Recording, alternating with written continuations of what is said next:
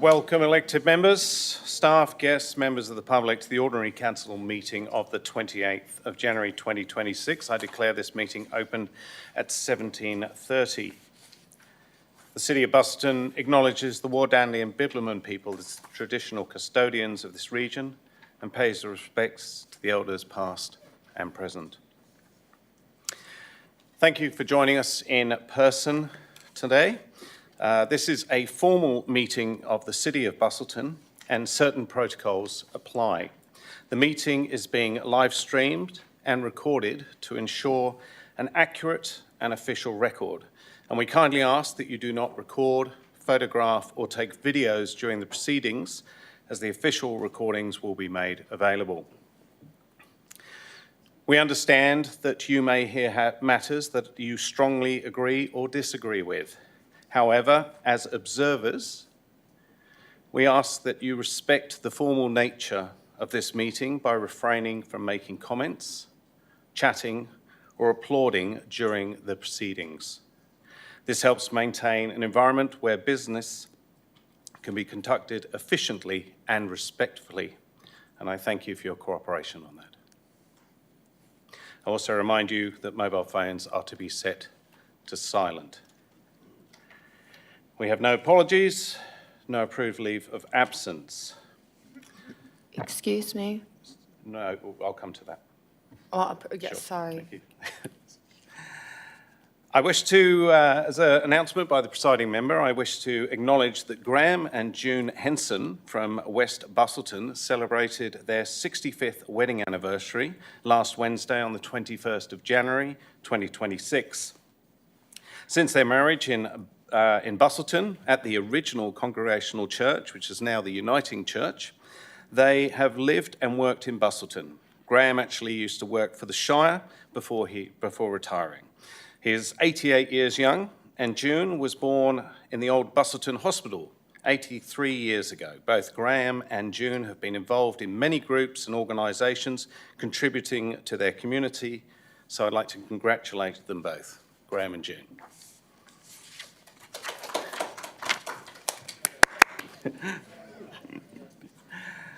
Item 4, do any councillors have an interest they would like to declare?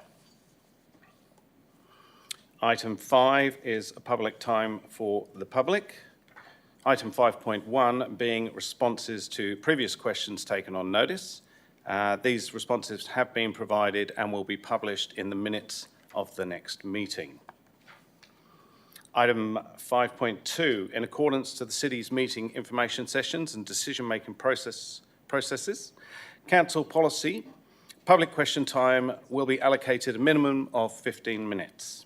I request that members of the public asking questions limit their amount of preamble to their questions, and I will otherwise ask you to put your question. Tonight we've received 3 requests from the public for question time, and first we have Glenn Ewan.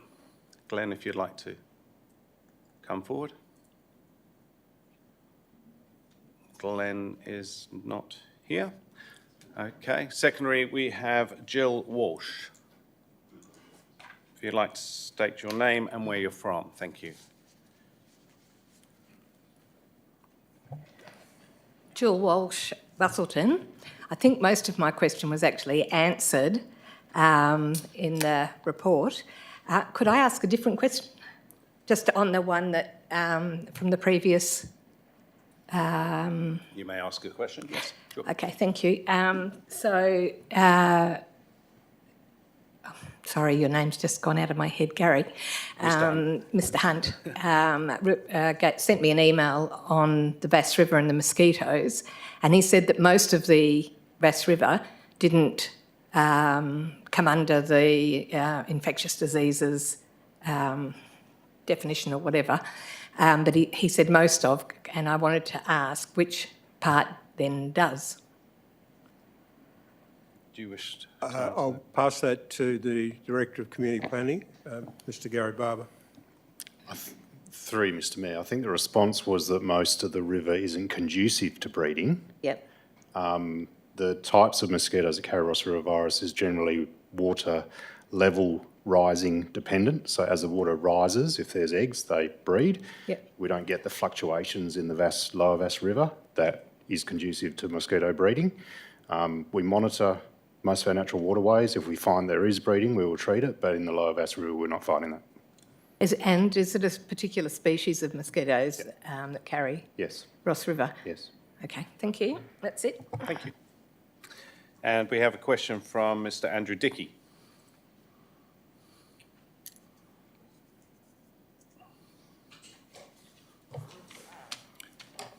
It's actually Dr. Andrew Dickey, Mayor.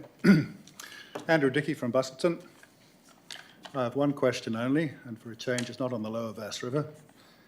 My question is, can a total amount for the cost of salt water please be provided to ratepayers, including specifically the total construction cost to date, the total architect's fees, the total legal fees, the internal fit-out costs, including audiovisual equipment, the cost of landscaping and paving, and the cost of interest payments for all of the fixed interest state treasury loans until the termination of the last loan in 2042. Thank you for your question. Mr. Seeger? Thank you, Mr. Ben. Thank you, Dr. Dickey. Attachment 10 in the interim saltwater learnings report provides detail of construction costs, including commitments totalling $55.6 million. As per previous answers provided, it includes costs recorded against the project going back to 2016. Legal costs total $1.5 million, borrowing costs to the 31st of December 2025 total $4 million. So $61.1 million to date in total. Attachment 10 provides a total of forecast of estimated costs, which is including the audiovisual, including borrowing costs over the life of the loans, current and the proposed new loan. The total forecast cost is $71.9 million over the life of the loans. Thank you very much. Thank you. Are there any further questions from... Please come forward, Mr. Sims.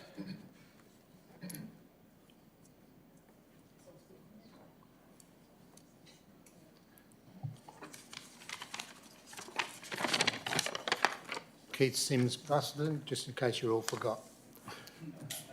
Good evening, councillors, officers and CEO, sorry. Firstly, I'd like to thank the CEO for the comprehensive report that we've all been waiting for. And the next part is I apologise for not putting in these questions in advance. Following the City's public announcement on December the 19th, 2025, that it has taken control of the saltwater site and is borrowing further funds to bring the build to completion. 1, what was the total financial settlement paid to Broad Construction to facilitate their exit from the project, and was this payment made as a variation under Regulation 21A or as a separate settlement deed? Mr. Seeger? I'm going to take that question on notice. That's okay, thank you. Thank you.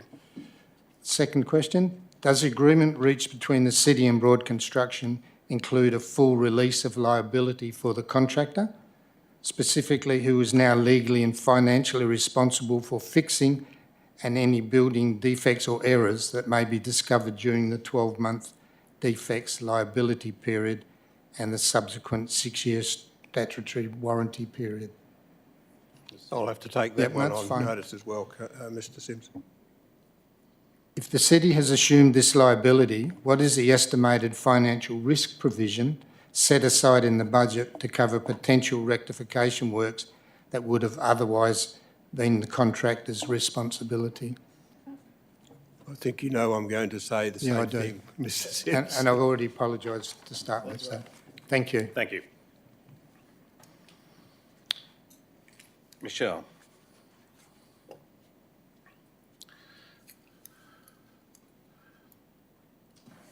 Happy New Year, everybody, and thank you very much to the acting CEO for his report and all the effort that he put into that. My If question's you in could, sorry, relation... just your name and where you're from for the records, that's all. Thank you. Michelle Shackleton from Abbey. My question is in relation to the city's obligations under Part 4 of the Local Government Functions and General Regulations of 96, specifically regarding the construction and architectural tenderers for the Saltwater Busselton project. Question 1 is, what was the total dollar value of the contract variations approved under Regulation 21A for Broad Constructions and Kerry Hill Architects after the initial tenders were awarded? As you can imagine, I'm going to say I will take that question on notice. I can forward the questions if that would help. Thank you. Yeah. Question 2 is, given that the public tender register under Regulation 17 only reflects the amount of consideration at the time of the award, will the city provide a summary of the final contract price versus the original tendered price for all major saltwater related contracts to ensure community transparency? The answer to that, I can't give you the details here on the spot. A lot of this information is actually contained in the report, but in response to the detail of your question, we'll take it on notice. Thank you very much. Third question is, were any of these variations approved under delegated authority by the CEO, or were all payments exceeding the original tender amounts brought back to council for a formal vote? That question I can answer. Not all items were brought back to the council because the contract and the delegated authority is structured in a way that they don't require to come back to council. So I can answer that. I can't tell you the quantum or the number, but we'll take that part of your question on notice. Thank you very much. Thank you. Are there any further questions? Mr. Deville, please come forward.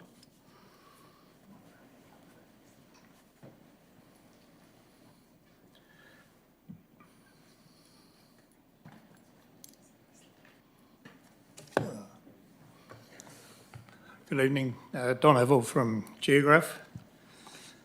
In the November list of payments, the City of Busselton paid out to Jetstar $89,903.90, bringing the total of payments for the period 1st July to November 30th, 2025 to a total amount of $227,403.98.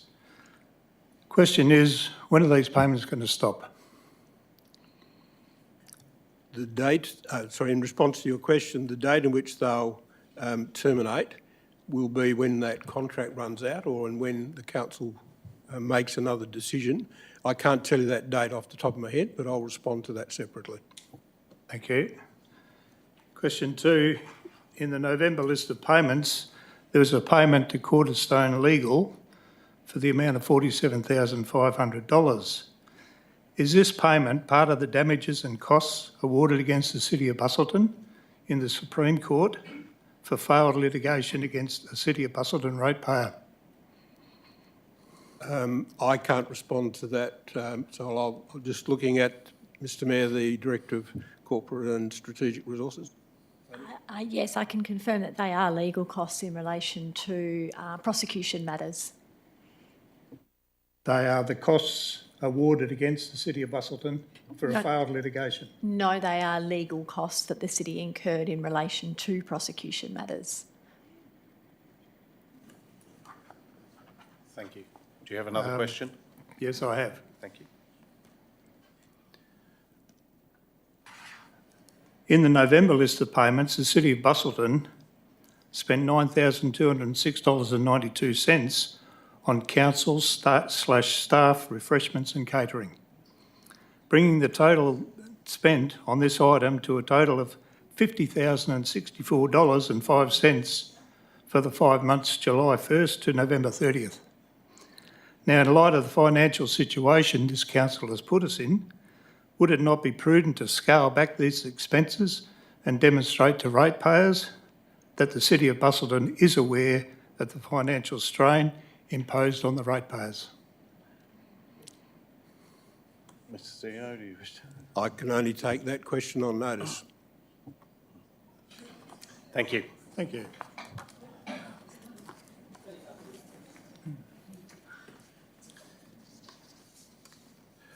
Are there any further questions?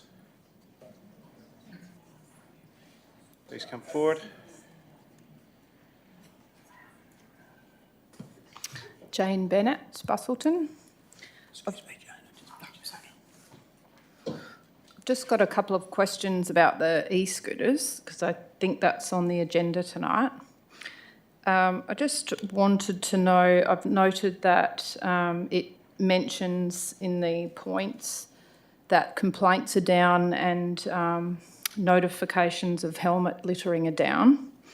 I just wanted to know, how do we know if they're actually, those situations are reduced or if people are just not reporting it as much?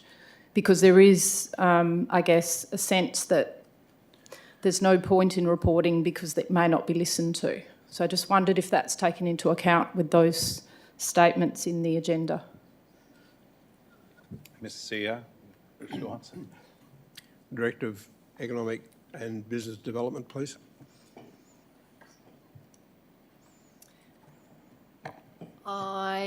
We are only able to go by the data that we are given by the provider, and anything other than that is really subjective and speculative as to, with regard to whether people are reporting issues or not. It's impossible to measure. Okay, thank you. And my second question was, with the city's economic development strategy, 2002 to 27, part of that strategy is to activate town centres, which the scooter shared arrangement with Neuron is to support. But my concern, or the community's concern, is in town centres particularly, isn't that one of the most dangerous areas for e-scooters to be operating? And if you agree with that, just wondering if there's any plans to address that if you're going to proceed with the shared arrangement with Neuron. I think one thing is the e-scooters are limited to 10 kilometres an hour, is that correct? The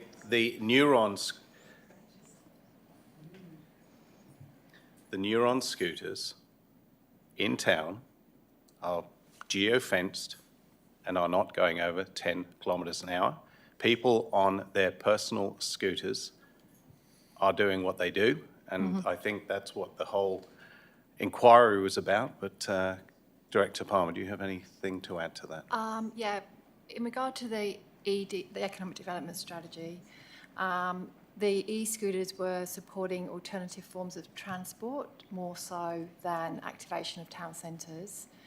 They are providing a means for people to get to and from work or other activities because of our bus service not being comprehensive enough to provide that kind of service.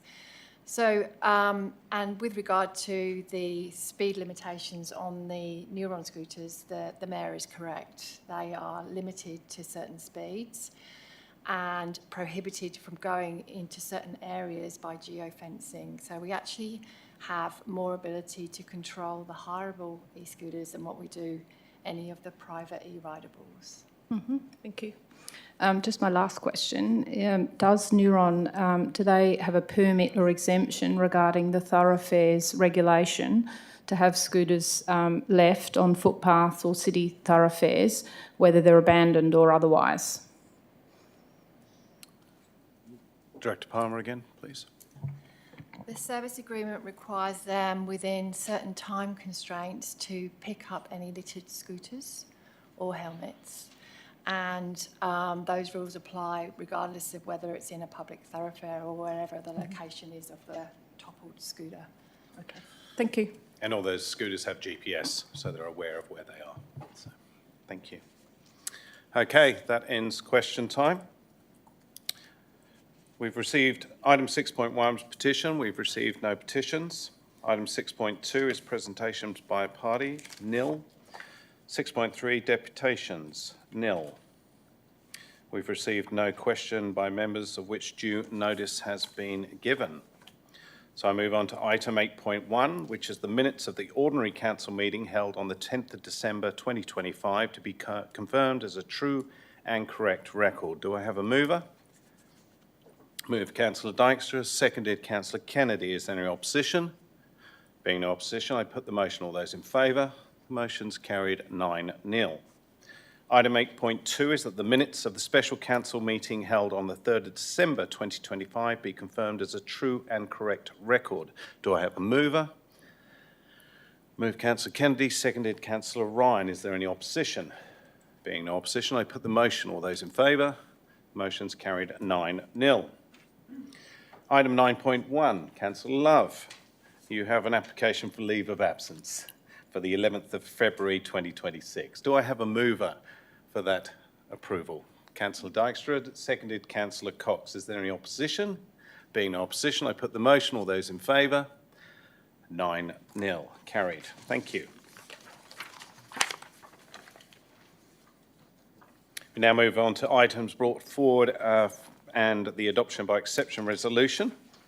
The recommendation is that the committee recommendations for items 11.2 and the officer recommendations for items 14.1, 15.1, 15.2 and 16.1 be adopted en bloc.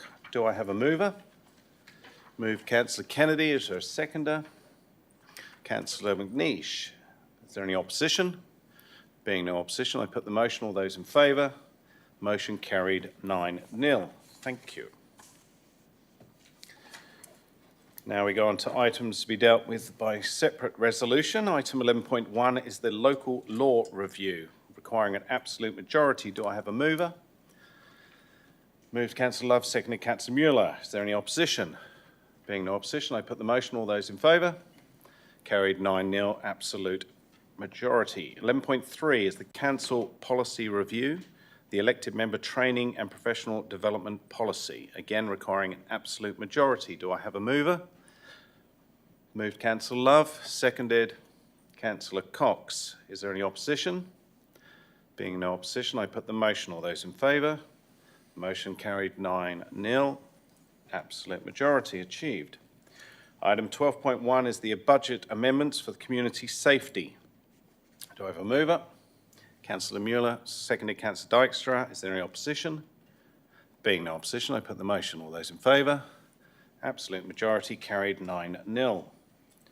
Item 14.2, budget amendment report for the Margaret River Airport. Do I have a mover?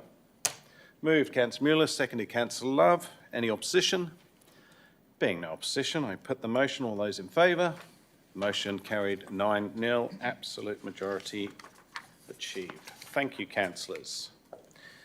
We now move on to item 14.3, which is the Business Development Events and Marketing Programme, or BDEMP, reference group, review of their terms of reference. This has been pulled by the officers and some amendments made after conversations last week. Do I have a mover?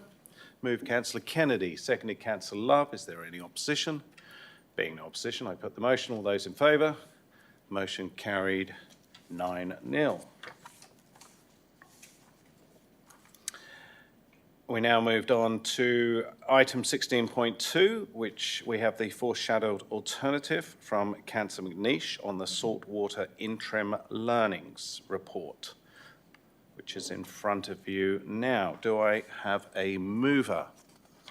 Moved Councillor McNeish, seconded Councillor Ryan. Councillor McNeish, do you wish to put your motion? So I'm going to alter. I'm going to alter this slightly, and I forwarded through my alteration that I'll be proposing that the seconder agree with. And there it is magically with the altered words in red.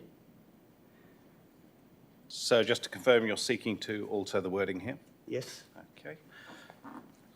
If elected members wish to look at the changes.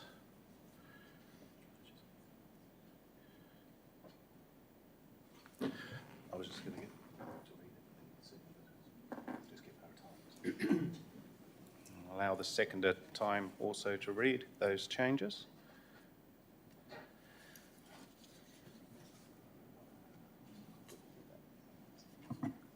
If I could ask a question. You may. I'll just, actually, before, I'll just see if Councillor Ryan is happy to second these first, because if not, it won't be. I'm happy for that. Thank you. Okay, Councillor Ryan. Oh, I see. Councillor Manish actually gets to speak first before any questions. So, sure. Councillor Manish, please. Well, I understood, sir, that the question was one that Councillor Mueller put to me a few minutes ago, just before the meeting started, which made perfect sense and does clarify, it's only a couple of words, does clarify what I'm proposing to do, and it echoes, it mirrors exactly what the CEO said in the explanation of the question was asked earlier.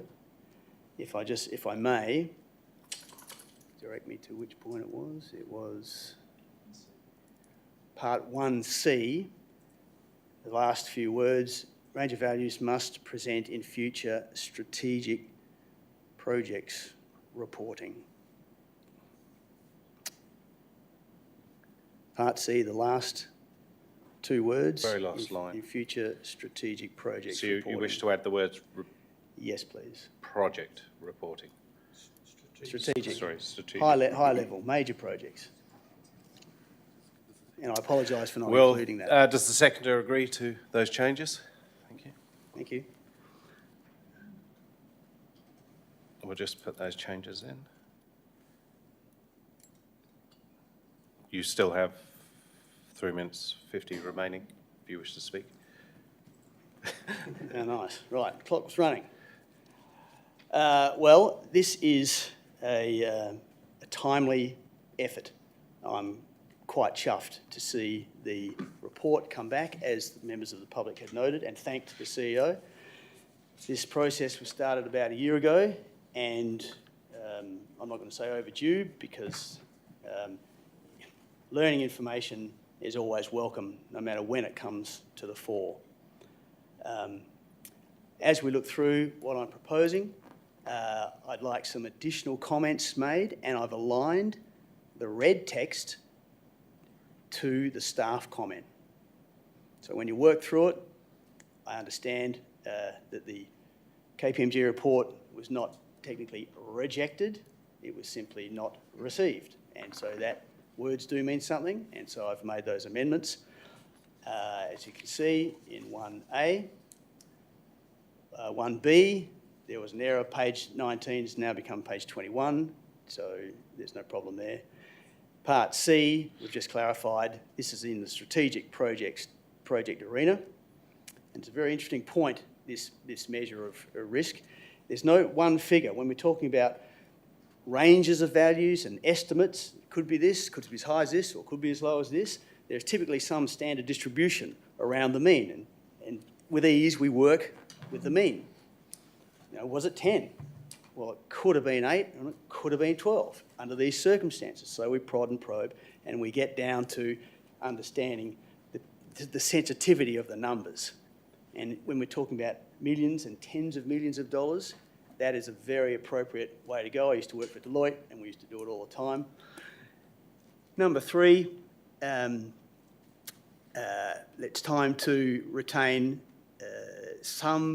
potentially retain some confidential stuff, but most of it now, I'm feeling, can be released. Part 4 is a logical application of the CEO's comments to draft that policy on the major project philosophy and project parameters. Very good stuff, would have been wonderful to be in place. And just if you scroll down, is there no part 5? I've written a lot on tonight's council agenda. No. So really, proposing the initial, adopting it to align it to the officer comment, good comments, words mean something, clarifying with Councillor Mueller's strategic project context. You know, I can't, and making those minutes available in part 2, I really can't see the problem. I think this adds value, and it's easily digestible by the staff. They're doing this stuff anyway, and it's just good governance. I commend this. I hope you support it. Thank you. Thank you. Councillor Ryan, you second. Thank you, Mr Mayor. I don't think you should let Councillor McNish go on holidays anymore because is this the sixth motion, I think? Merry Christmas. Anyway, it was a well-deserved break, no doubt. I would also like to thank the CEO. The minute he came on board, he basically said, we're going to tell the community warts and all as soon as we possibly can. And I don't think all the warts have been exposed, but I think we're part way there. And I'd like to foreshadow an amendment, but I'd like to speak to this first. All of those issues are simply just dotting the I's and crossing the T's. Councillors, we tell the CEO what we want, and if we're not clear on what we want, it becomes a bit clouded. So for that reason, Councillor McNish is always dotting the I's and crossing the T's. And as he said before, words matter. So the only issue that I have is the report did have a list of resolutions, but it wasn't all resolutions. And I would like to actually see more information in the final learnings report.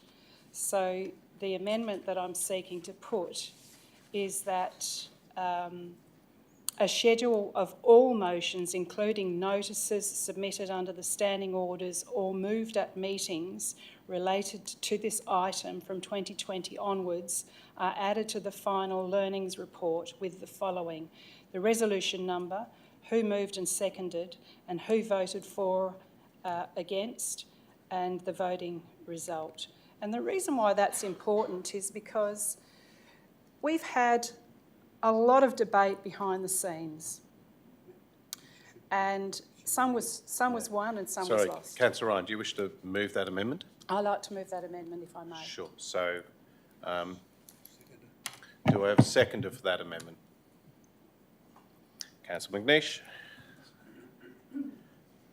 Are we able to see that in writing before we vote on it, please? Yeah, thanks.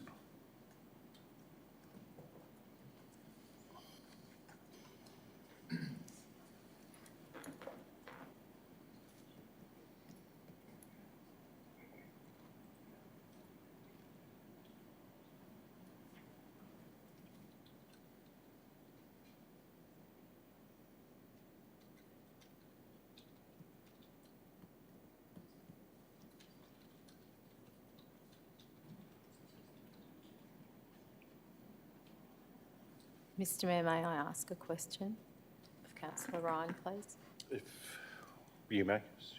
Were those items that you just listed, Councillor, on confidential items that you wish to be included? It'll be for the final report. Sorry? It'll be in the final report, so it'll be up to the CEO then to decide whether They're currently confidential items. Is the Are question. the items you're referring I to? don't know what's missing So you want every single piece of from 2020. from 2020, Thank you. confidential and non-confidential?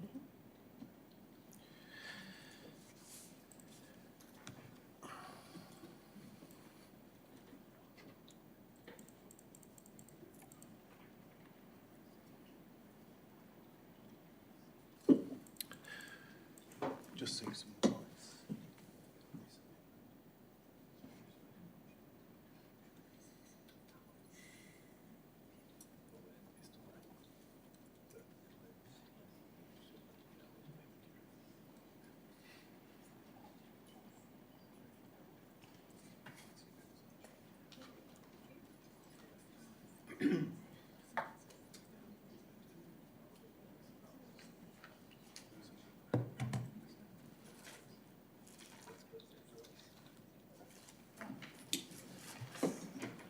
So we have the, sorry, where are the words?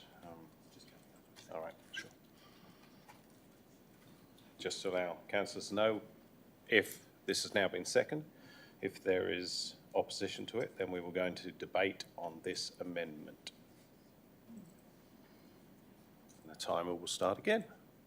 Good.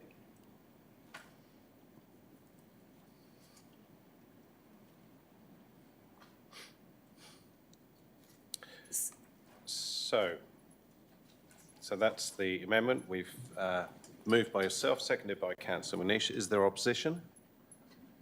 Being there opposition, Councillor Ryan, you have 5 minutes on this. The reason why this is important is because there have been some very robust discussions in this chamber behind closed doors. Very robust. Some were valiantly won and some were valiantly lost, depending on which side you were on. But I think it's important, and as I said before, there are some issues missing from the whole story. And the ratepayers are the biggest stakeholder, and they should be allowed to read the whole story and to get a balanced idea of where we've got to and how. And I think that's the important thing is, I noticed later on Councillor McNish has got a motion to apologise. And I think if we just lay it all on the line, everything is open, honest and accountable, as is our mantra in local government, then what's the problem? What is the opposition to showing all the warts? So, councillors, I urge you to vote for this amendment. Thank you. Thank you. Councillor Manish, you're the seconder.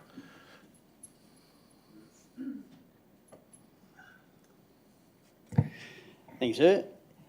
Well, good governance is complete governance. And I mean that. We must be assured of the full picture and make that available. Now, when I'm writing a report, I would write the council resolution number and then flow, keep going, flow, another council resolution number pursuant to this. But someone wants to see that resolution, they go to the schedule, the appendix, and they look it up, and there it is. Council resolution number, moved, seconded, that was the resolution, that was the vote, and there it's done, complete. Because I can guarantee you, people will be interested, as have I been, in researching these various motions, going into the system, docs on tap. I can see some wry smiles coming here from other members. It ain't easy. And if you really were interested and were reading this report with flow, you'd like to simply be able to go click on it, even hot linked. The staff are a whiz at it. Hot link takes you straight back to the appendix where the full resolution is, if you want. Good governance is complete governance. It's very doable, and it just paints the full picture. Why wouldn't we do it? And I just note from a comment before, talking about briefings, CMC, cultural conversations. I've input that word cultural. Conversations were, and I'm taking licence here, sort of leaky, a bit risky in governance. Some people in the room have often talked in briefing sessions about council this and council that, but that wasn't the council. Okay, so we need to be very clear of what the council actually did discuss and resolve, and that is going to be encapsulated through this amendment by capturing all the council, and the council only speaks through a resolution of the council and nothing else, and there it all is, the full picture. Good governance is complete governance, and it's very, very doable. Thank you. Thank you. Speaker against? I will remind the gallery. Do you want me to read again? Because some of you came in late. I'm just asking that you don't disturb this meeting. This meeting is of council and your observers. That's all I ask, is the respect for that. Thank you. Speaker against? Councillor Kennedy. Yes, thank you. So I am speaking against this motion, and the main reason why is because if we have a look at our council plan, one of the priorities in there, well, if we look at leadership and looking at it right now, council's leadership, it was ranked not great. Now, we need to ask ourselves, is this good governance? And Councillor McNish just raised, oh yes, it's great governance, we need to do this thing. But elected members, this has just been sprung on you right now. Is this good governance? Now, for starters, what we have in front of us, this substantive motion, is an interim report, something that's halfway. We can't finish the report because the project isn't complete. Our council's resolved to get a complete report. So just be patient. Stop throwing things in there. Look how complicated these things are. Can you fully comprehend what is in front of us? Now, there is time, so have that patience. Understand the content that's being digested. Let the community give you feedback on the interim report. And then at the closing, when the report is due, I'm sure we'll get extra stuff added in that the community and elected members have fed into it. But at this moment, I suggest that we be patient, and this is going to be a theme all through the night. So elected members, there's no need to vote on this stuff now. So I'd encourage you not to vote on this stuff now. Thank you. Thank you, Councillor Kennedy. Speaker for. Speaker against. Councillor Cox. Thank you, Mr Mayor.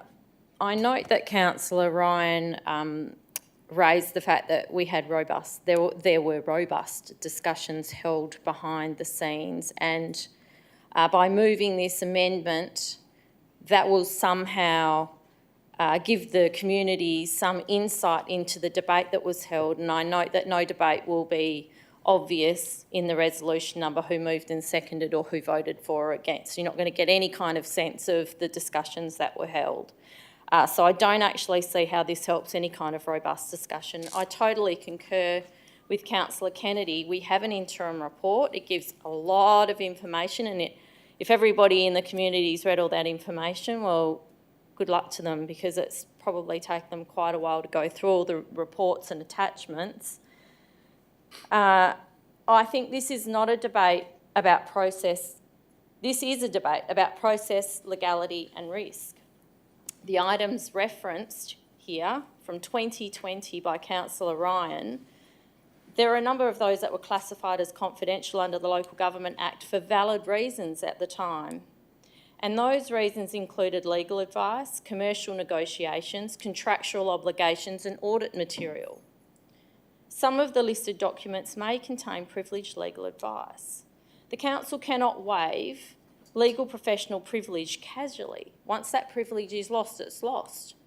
So I don't think we can just off the cuff say, let's just chuck in every single document from 2020 onwards so the community are going to get a great idea of what happened.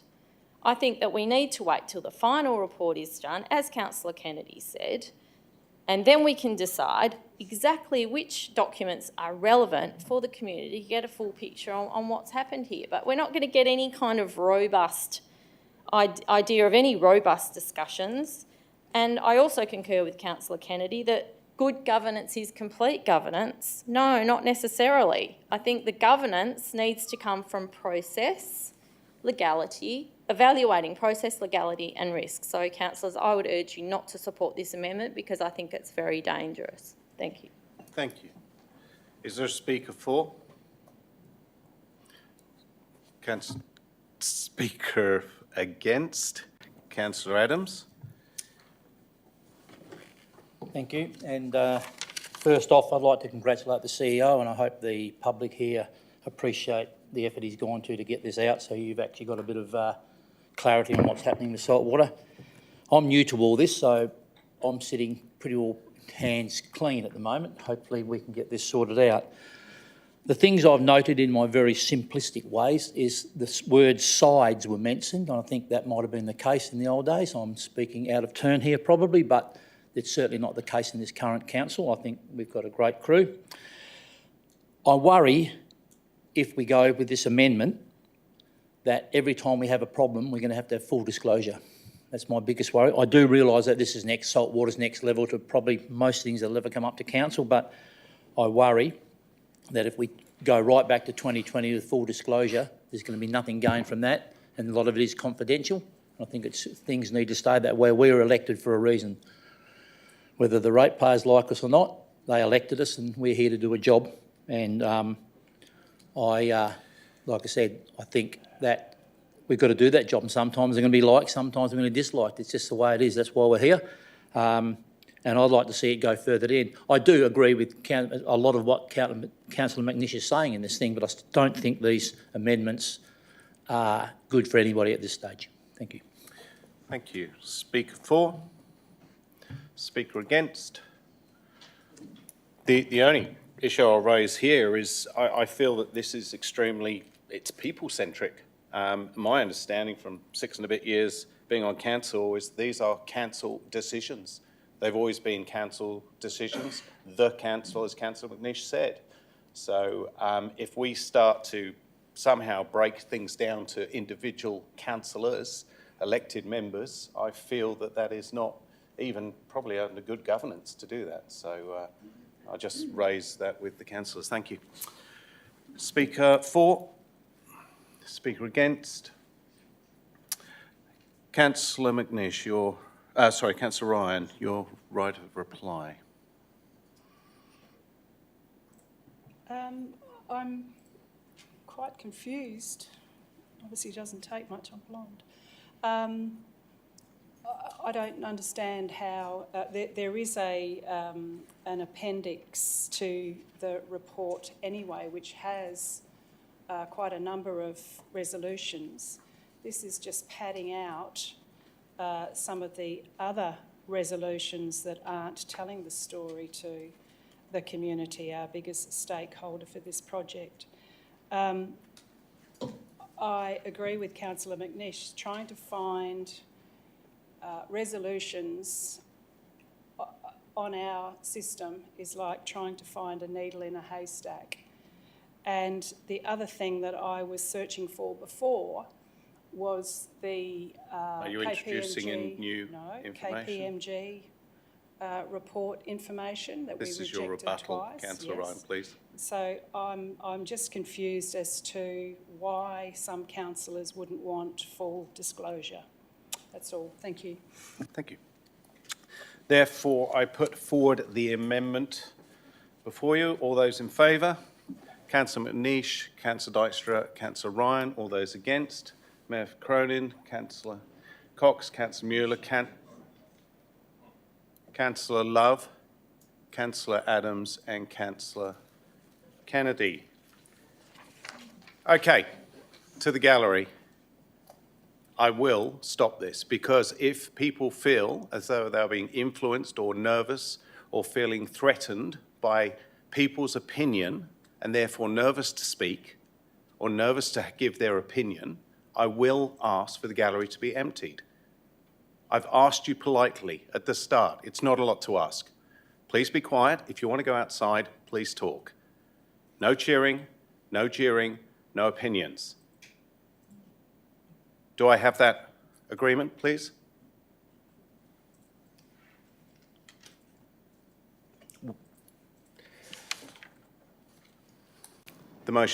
The amendment is lost. We now return to the substantive motion in front of us. Do I have a speaker against? Councillor Cox. Thank you, Mr Mayor. Again, this alternative provided to us by Councillor McNish, it's just adding more complication to the saltwater learnings report, in my opinion. I've only had the privilege of seeing this alternative today, and it seems quite convoluted and quite complex, and I can only imagine for new councillors that it's very difficult to understand the ramifications of what's being suggested in this alternative. I don't support it due to the fact that due to the flawed framing of some of the points, which risks misleading the community rather than informing it. In October 2023, the Council voted 4-5 not to receive the KPMG project review report. The assumption that this $130,000 spent on the report produced an unsatisfactory outcome is purely a matter of judgment and a subjective point of view. Not receiving a report is not the same as the report being considered to be unsatisfactory. KPMG was engaged to provide an independent analysis with a defined brief. Point of order.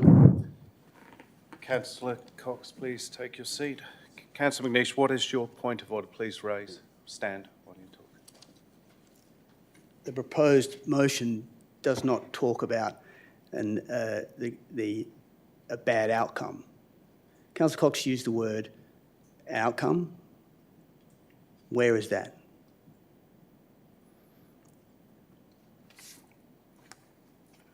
I think Unsatisfactory result, Mr Mayor. Well, can it be made clear? Because words do mean something, Councillor Cox. Councillor McNeish, please. I'll retract the statement and change it to unsatisfactory result rather than unsatisfactory outcome. In point, as point is of order. written in point A. The result, Please, the word result is not used Councillor either. McNeish, please take a seat. Has it been removed? Please, Councillor Cox.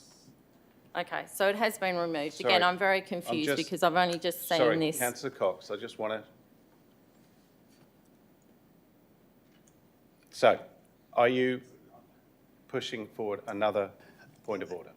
I raised a point of order because Councillor Cox has used another term imputed into my proposal that is not there. So what hard is on your the back. point of order, She's please? used another term, What is your point of order? misrepresenting my proposed motion. It did not talk about the result or the outcome. Okay, I'd prefer her please to take your use the seat. words Please take your that seat. are proposed. I'll retract the How do you statement, rule? Mr Mayor. Thank you. I'm confused, obviously, Mr Mayor, and I apologise because in the original alternative, which I just saw today, there were the words unsatisfactory result. That has since been amended, so it is very confusing. So I will retract the words unsatisfactory outcome. Thank you, Councillor Cox. Please continue. KPMG was engaged to provide an independent analysis with a defined brief, the scope of which was unanimously ratified by Council in November 2023 and then again in December 2023 via the Audit and Risk Committee. In my opinion, KPMG addressed the objectives to be reviewed. Clearly, in hindsight, it appears that there are councillors who wanted to achieve a different outcome, perhaps, which could only be achieved with the implementation of different parameters. As Councillor Ryan alluded to previously, crossing the T's and dotting the I's, maybe that should have been done to achieve a potentially different outcome. This is essentially a governance decision, not a reflection of incompetence on the part of the consultant. The assumption, I can't say that word, unsatisfactory result. The assumption that the expenditure of $130,000 led to a result that the council was not sufficiently satisfied to entertain oversimplifies the reality of the complex advisory work. Independent reviews do not always result in a single document being adopted in full. The value lies in testing assumptions, identifying risks, informing subsequent decisions, and shaping later reporting and processes. This alternative applies that external advice is only valuable if the council agrees with a report in its entirety. This discourages robust, independent scrutiny. Councillors' accountability requires clarity, not loaded questions. This alternative provides conclusions and then works backwards. It makes no sense, particularly to me. This is not a debate about transparency as a principle. As I mentioned previously, this is a debate about process, legality and risk. And as I said previously, during Councillor Ryan's amendment, the items listed here that to be released to the community, some of which are confidential. And therefore we risk waiving legal professional privilege. And once privilege is lost, it's lost. Transparency is strongest when it's lawful, deliberate and defensible, not reactive. Supporting this motion may feel decisive, but it risks replacing good governance with short-sighted actions that have no real purpose and provide no real clarity.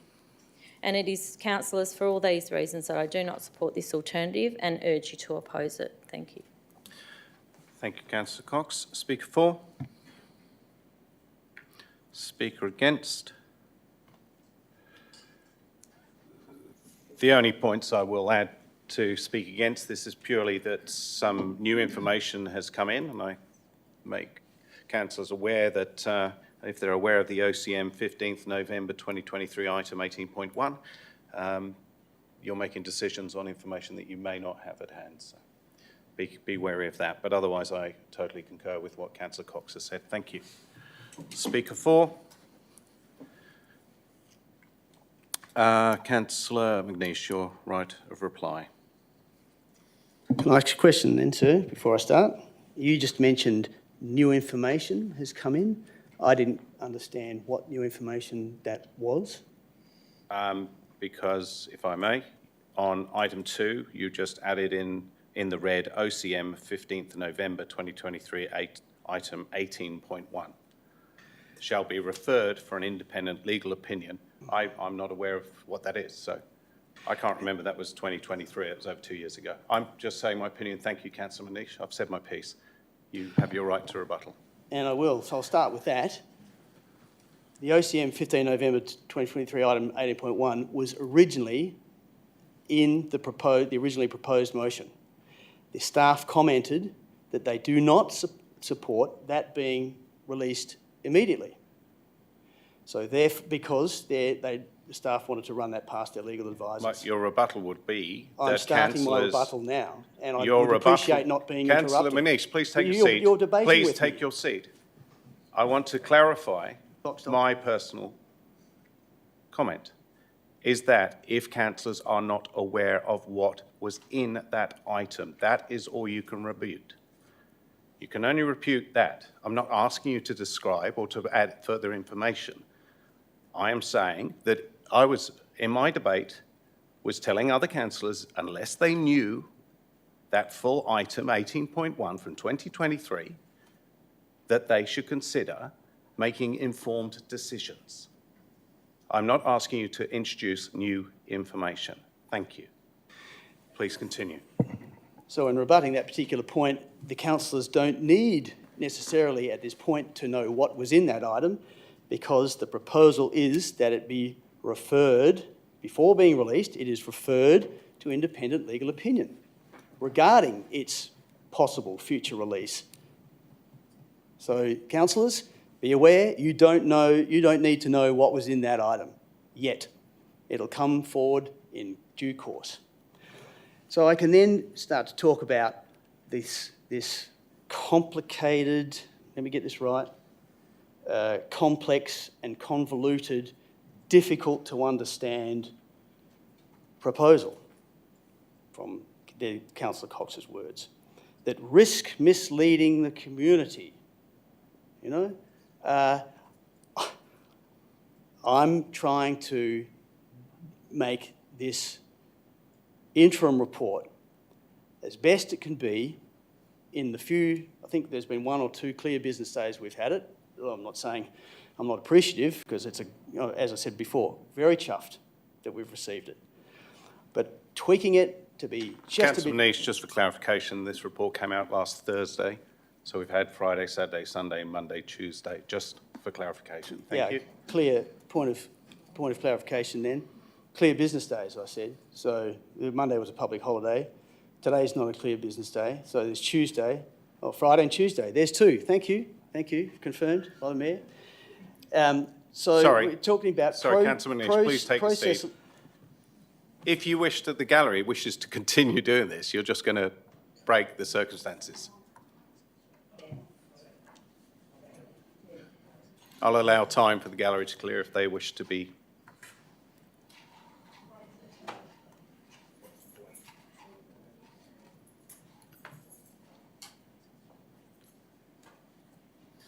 Councillor Manish, please continue. Yeah, so I'm a bit concerned that, again, Councillor Cox's words, the report gives no real purpose and no real clarity, yet it's too complex and convoluted to, I'm struggling to try to put two and Point two of together. order, Mr Mayor. I don't Please believe take, sorry, Councillor McNeish, please those take your words. seat. Councillor Cox, what is your point? I don't believe I used those words. Convoluted. I did not use that word. I don't believe I did. Maybe I did, but I don't recall using those words, and Councillor Manish is putting words in my mouth. Do you wish to remove the words convoluted? Absolutely not. I wrote them down, and because I was very concerned with what I heard, and very happy for this process to be recorded and verified. Thank you, and Councillor take the Manish. matter It's up been later. recorded, so. Yep, great, terrific. So, let's come back to the point. The criticism of what I've proposed was, I felt, broad, undirectional, not specific, didn't seek to make any adjustments, whereas earlier in the formulation of it, the adjustments were made to align with staff comment and Councillor Mueller's good pick-up on the context for strategic project reporting. I think this is good governance. I think it's quite straightforward. I think giving direction to the CEO for these small matters, especially in cahoots with the comments, is working together with the administration. And again, I thank him for the report. I commend that you support this motion. Thank you. Thank you, Councillor McNeish. Therefore, I put the substantive motion in front of you. All those in favour? Councillor Mueller, Councillor McNeish, Councillor Dijkstra and Councillor Ryan. All those against? Mayor Cronin, Councillor Cox, Councillor Love, Councillor Adams and Councillor Kennedy. The motion is lost 4-5. We now move to item 6.1, the officers. 16.1, sorry. 16.2, sorry, the original. We have the officer recommendation that the council receives and acknowledges the saltwater project learnings in this interim report. Do I have a mover? Move Councillor Cox. Do I have a seconder? Seconded Councillor Kennedy. Is there any opposition? There is opposition. Therefore, Councillor Cox, do you wish to put your motion? Thank you, Mr Mayor. I rise to support the staff recommendation to accept the interim saltwater project learning report. Councillors, this is not a vote about whether we are happy with where the saltwater project has landed. It is a vote about whether we are prepared to learn openly, honestly and responsibly from what has occurred. Large, complex commercial construction projects across WA, in fact across the whole of Australia, have faced unprecedented pressure since COVID. Supply chain disruptions, labour shortages, construction cost inflation, contractor failures and legal disputes are not unique to Busselton. However, this reality does not remove our responsibility as a local government to reflect on what we can do better. That is what this interim report is intended to do. Importantly, it does this while the project is still underway, not years later when the opportunity to improve outcomes has passed. That alone makes the contents of this report valuable. Some will argue that this report does not go far enough, as we've already heard, or that it does not answer every question. But this is an interim learning report, and learning is an ongoing process. There will be a more comprehensive report delivered 6 months after the completion of the saltwater project. The adoption of this interim report sends a clear message to our community that the City and Council is willing to critically evaluate its performance, that we value transparency over defensiveness, and that we are committed to improving how we deliver major projects into the future. The insights contained in this report can and should inform how we manage risk, engage consultants, structure contracts and govern complex projects across the organisation. Our community expects accountability, but they also expect leadership, and leadership means being prepared to say that this has been hard and it has been costly, and here is what we are learning from it. So therefore, I would urge you, councillors, to support the interim report and the officer recommendation. Thank you. Thank you, Councillor Cox. Councillor Kennedy. I'll reserve my right. Thank you. Is there opposition? Councillor Ryan. I don't oppose the report per se because it was my motion that called for an interim report. I think it's shown up some great information, some failings, and hopefully it will be learnings for the next project because we have an airport terminal to hopefully get through in the next 10 years and maybe a swimming pool in the next 10 years. So hopefully there's things that we will take on board.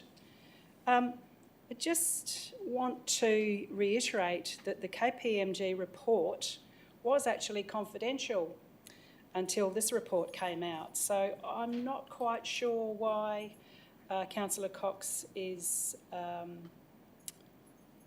continuing to talk about that we need to keep some things confidential. I believe the former CEO, and I think from memory the acting CEO, has said he wants to release everything. He wants it all on the table, and I agree with that. So I'm not voting for this because it's not all on the table. It's incomplete. I hope that the final learnings report will be complete. Thank you. Speaker 4. Can I put a procedural motion to put the motion? You may. That's your right. We have a procedural motion to put the motion. Do I have a seconder for that?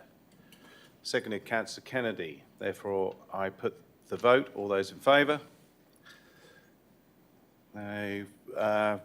So that's 1, 2, 3, 4, 5. 5-4. It's carried.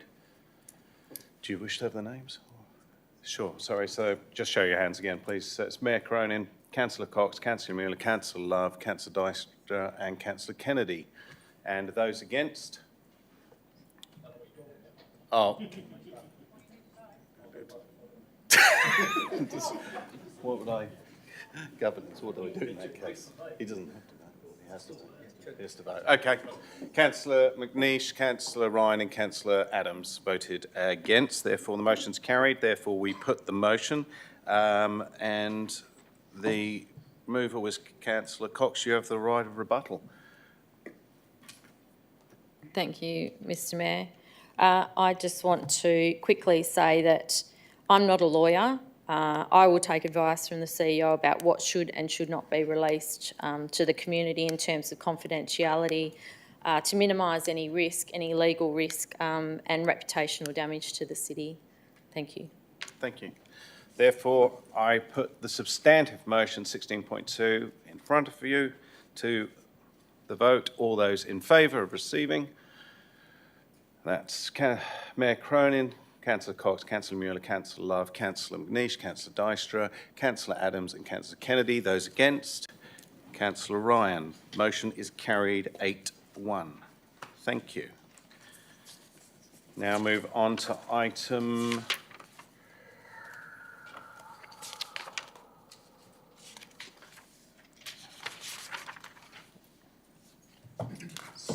(17.1). Did I miss one?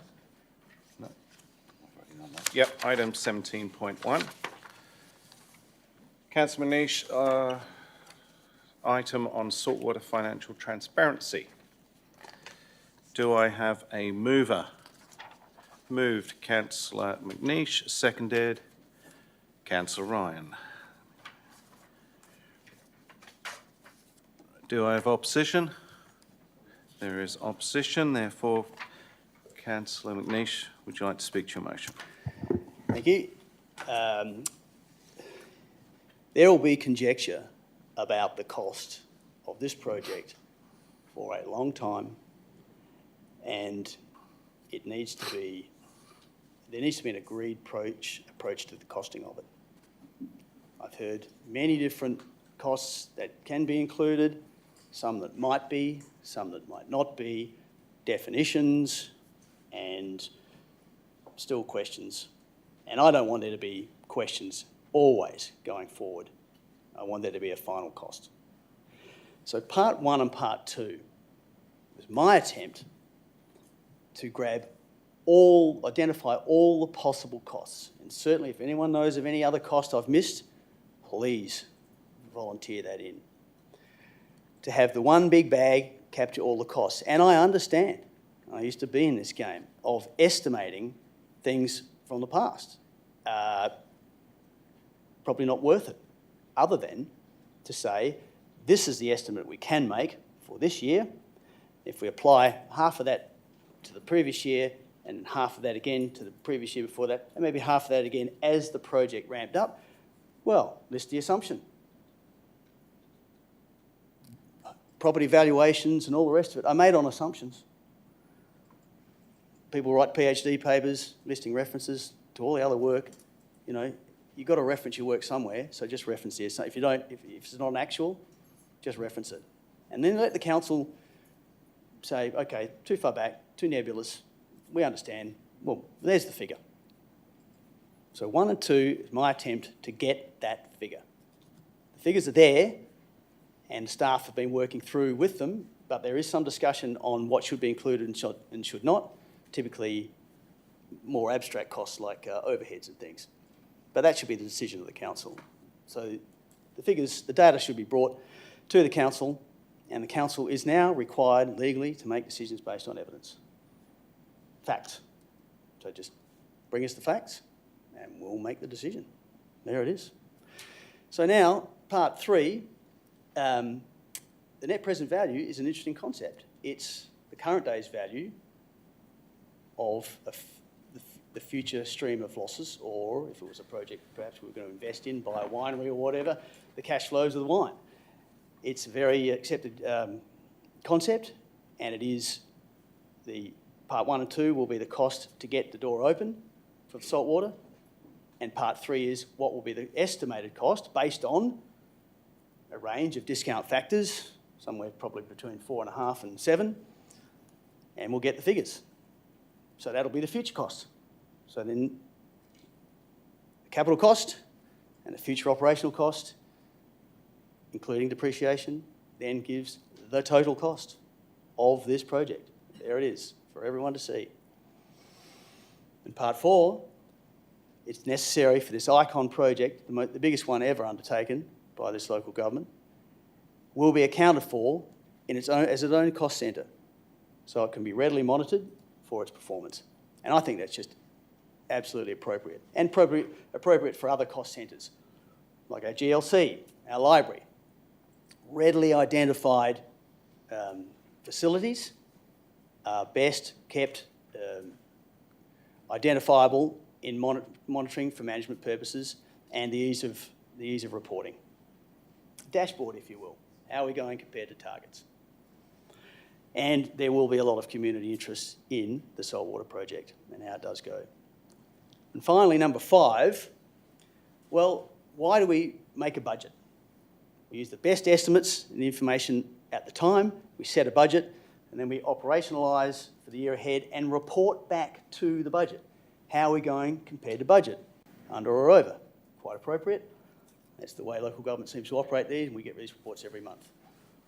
Well, why not we've made a budget based on the benefit cost ratio in the KPMG report, that we can now assess or put in actual figures and see how the reality is performing against the budget.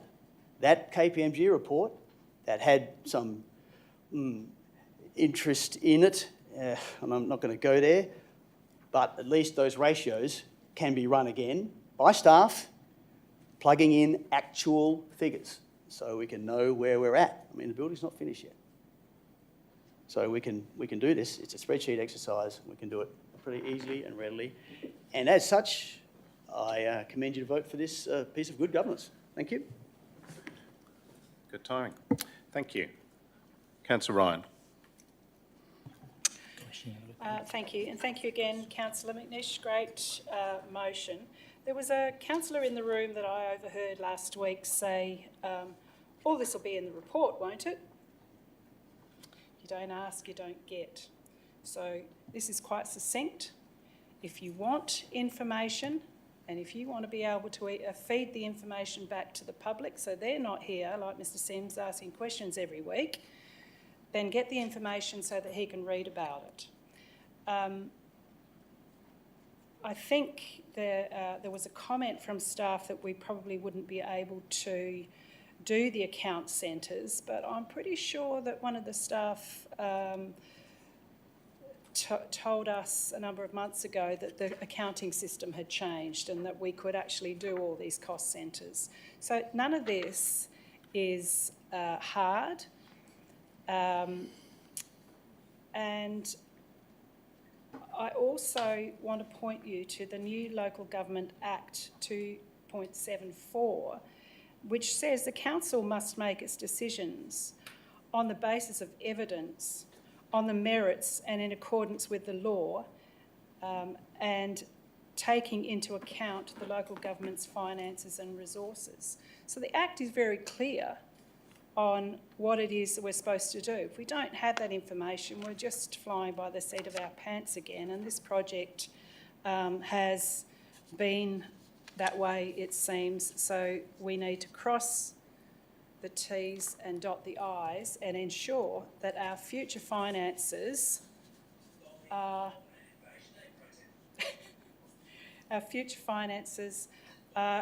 top of the wazza, because our ratepayers, our biggest stakeholders, as I've said before, will be watching what's going on from here, because they're going to be the ones paying for it. Thank you. Point of order or question? You may ask a question. For Andrew? Clarification? For clarification, yes, for Councillor McNish. Do I need to stand up? You meant to, yes. Oh. As we're running by standing orders, yeah. Councillor McNish, number one, I thank you for actually putting something on paper that I can actually read and understand. Please just ask the question. The question is, surely with the rest of our stuff in my limited time on the council, which I keep going back to, that the airports, everything's done, surely that, I think most of what you put there would be part of a normal council section of, that would be in its own section, or am I wrong? Would we be doing that just in normal council procedure, or am I wrong? The question is, does the administration currently complete some of this? That's the question. Thank you. I'll throw that to Director Pearson. So just to clarify, we do have dedicated activity and cost centres for all of our services and sub-services. I think what officers were referring to is the ability to capture all indirect costs of all staff time spent on every project. Staff don't record, where they spend all of their time. We have overheads, which we can and do allocate to services. So yes, the bulk of it we already do and can do, but it's the indirect costs that are more problematic. And a point of clarification then, would it be easy or cost effective for staff to do that? Indirect costs, no. Okay, thank you. Speaker against? Councillor Cox. Thank you, Mr Mayor. I definitely do not agree with Councillor Ryan. This motion is in no way succinct at all. Requiring the CEO to retrospectively investigate any and all financial contributions, foregone revenue, reparations, associated buildings, in-kind contributions and internal resourcing from inception is an extremely broad and vague scope. The resulting estimates would be just that, estimates of limited additional value. The scope is inherently speculative. It is a fishing expedition rather than a focused governance exercise. Relying on best estimates of internal resourcing, in-kind contributions, foregone revenue and opportunity costs is highly subjective.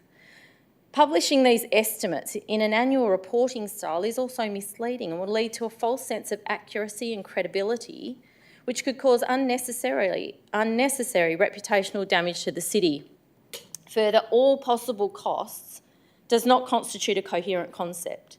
In project management, you can only include actual costs. All possible costs are limitless. It could include every hypothetical opportunity cost, every conceivable internal time allocation, or even costs that never eventuated. No officer could reliably identify all possible costs in the broadest sense without making highly subjective, contestable judgments. Point 2, the requirement that this bespoke saltwater cost report be readily verifiable by a qualified auditor. What, like a quasi-audit? How much will that cost? Would an auditor even be willing to undertake the work, given that some of the costs are based on best estimates and projections to the day of opening, when that opening day hasn't even been set?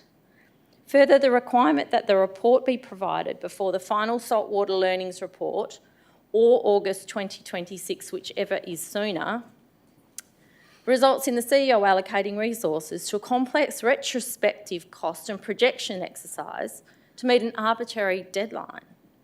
This simply creates work for work's sake. Point 3, a net present value of future losses for saltwater is problematic for a number of reasons. An MVP over half a century is inherently speculative. Demand, usage and community expectations change even in a few years, let alone 50 years. Operating models such as technology, insurance, building standards will invariably shift and evolve. We cannot predict what future decisions of council will be regarding programming, pricing, partnerships or redevelopment. Future losses predetermines a negative framing. Yes, there is absolutely a likelihood that the saltwater will incur losses in the future. However, it does not take into account that there may be a mix of cash operating results, capital renewals, community benefit and potential additional revenue opportunities. Framing the task is calculating the MVP of future losses ignores the social, cultural and economic activation that is integral to community infrastructure. Councillors, we need to focus on short to medium term operating budgets and integration of the LTFP, sensible scenarios to support pragmatic decisions. A 50-year MVP is extremely unlikely to have any real influence on annual budgets, programming or asset management. Councillors, I think I've given you more than enough compelling reasons not to support this notice of motion. So I hope that you have, I hope some of the issues I've raised have resonated with you and you do not support this notice of motion. Thank you. Thank you. Speaker 4. Speaker, Councillor Cox, please. Your microphone, sorry. Speaker against? Councillor Kennedy. Thank you. So yes, elected members, we have 5 notices of motion before us. So I found myself trying to comprehend all of the detail and the very prescriptive direction that's in front of us. And when this came out, we didn't have the context to consider it because the report hadn't been released yet. But without that context, you know, it's setting us up for a poor, uninformed decision. So as mentioned before, we need to show some leadership. And so it led me to go back to the basics and ask, I mean, it may not seem relevant, but when is a notice of motion required? And in the basic elected members training, a notice of motion should be used when something is urgent and emergent. And there's many reasons for this, but the reason I believe is relevant for this motion in front of us is because it diverts resources that we are responsible for that are planned from the city. Now, the priorities on our agenda tonight should have been all of those above, but we've had 5 notices of motion that have just been thrown in there and, you know, really puts a spanner in the work of all of that planned stuff that officers have been reporting on. And no doubt we've had first-hand experience with that because rather than focusing on the general stuff, we've had to go and have a look at all this extra stuff. So I think that's the gateway. You know, is this motion relevant at this time? And I don't believe it is. As we discussed before, this is an interim report. it's not completed yet. I concur with a lot of what Councillor Cox had to say, and I'm sure we might get many more points, but I'm not focusing on them because I'm just looking at the basics. So this motion, I believe, is very impatient and premature. We don't need this now. It's not urgent and emergent, and as mentioned before, this is not good governance. These things can be considered later. So I'd suggest we not make another hasty decision and vote for this motion. Thank you, elected members. Thank you, Councillor Kennedy. Speaker 4. Councillor Dyson. Mayor. Yep, as a new councillor, I actually support this motion. It will give us a lot of things to learn for the future as we plan to do some big things, hopefully in the next 10 years. And there's only one way to learn is out of your mistakes, and this will show us a lot of it. Thank you. Speaker against.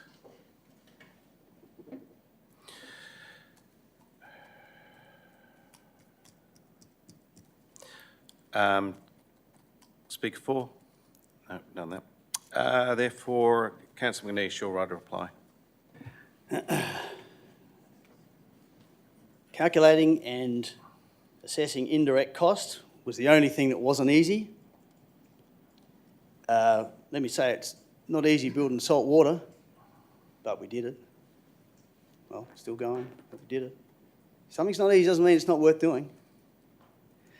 So if allocating indirect costs, to be precise and specific, is not easy. I used to be in that game, and sometimes it certainly is not easy. You just make estimates and state your assumptions. But that is to reassure the public that you've considered all project costs and you've made an effort. If they don't like your effort, they can test your assumptions, but there they all are, all open and transparent. And that's accountability. So I haven't heard that word accountability too often tonight, perhaps not even once. And a big part of being a councillor, I believe, is accountability. And, I apologise that this is rushed or thrown in at the last minute, and I haven't had a chance to throw this through Councillor ChatGPT. But this is just me trying to do my job.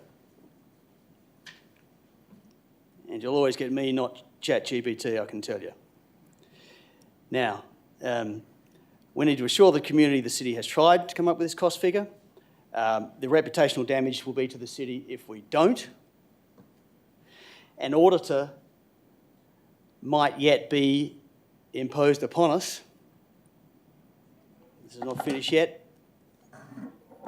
And there's a lot of people concerned out there about where it's still going. The net present value is a standard approach, well understood for decades, and I suggest that it is, and I made comment that it is based on an estimate of the discount factor, and that's why the range needs to be reported based on assumptions. $27 million if the discount factor is 7%, $50 million if the discount factor is 4%, and everything in between. There it is. It's not that hard. And as far as the social economic activation and all the inherent KPMG ratios that was brought up, yeah, I'm suggesting we run through those figures again, run those ratios again with actual numbers. So we find out the project cost as best we can, indicating to the public we've tried, and there it all is. There's the calculation, there's the assumptions. We take those figures, we throw it through the ratios of the KPMG report now public, and we spit out what it is. And then people can make their own mind up. This is the entire intent of these notices of motion, to allow the public the information to make up their own minds. And as far as being thrown on us and why urgent and all that kind of stuff, well, it needs to occur now when the staff take the council's view of the interim learning report, and as I've said, moves towards the final learning report that is happening in about a year.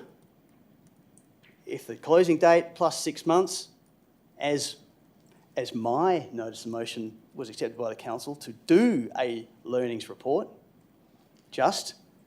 just 5-4. You can go back and see who voted for that and who didn't. Strange that the people voting for this tonight voted against. Councillor McNeish. Well, is it? Councillor McNeish, that was a councillor decision, and you.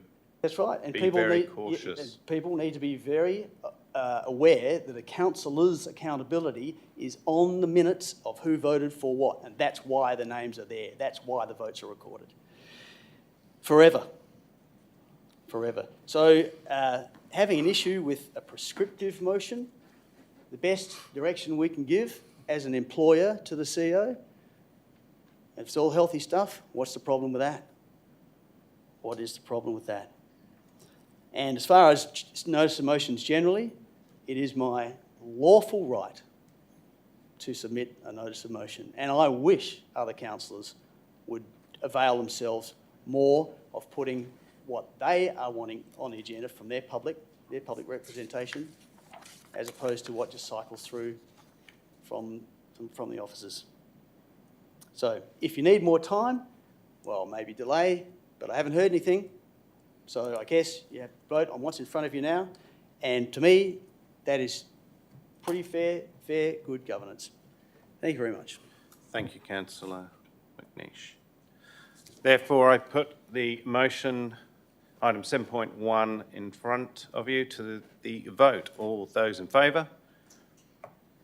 Councillor McNeish, Councillor Dykstra and Councillor Ryan. All those against? Mayor Cronin, Councillor Cox, Councillor Mueller, Councillor Love, Councillor Adams, Councillor Kennedy. The motion's lost 6-3. Item 17.2, motion from Councillor McNeish on the saltwater public apology. Do I have a mover? Moved Councillor McNeish, seconded Councillor Ryan. Is there opposition? There is opposition. Councillor McNeish, please speak to your motion. Well, I'm sorry. I just am. I'm sorry that we're in this position and it drags on. I mean, sir, would you let me use a Forrest Gump expression? SHIT happens. And, you know, when I use the example, I reverse out of the Bunnings car park, I hit someone. I didn't plan for that to happen, but that sometimes it happens. And I get out of the car and I apologise. I got brought up to apologise. If something bad happens, you say sorry. If someone loses a valued member of the public, a family member, you're sorry for their grief. It's a conveying of sorrow, sadness that something unfortunate has happened. I got brought up. Honourable people apologise. Someone asked me, oh, what have we got to apologise for? Well, I guess 2.5 years of overrun, the expectation, the tens of millions of dollars, the process that people perceive they've been excluded from, including the public not having a chance to have their say as an advertised business plan under Section 359 of local government before the construction was committed to. They never got a chance. The community is our greatest resource. I think we lose sight of that. And what a tragedy that it never got the chance to see what was being proposed. As it turned out, through 7 business plans, I think 5 of them behind closed doors. It just shouldn't happen.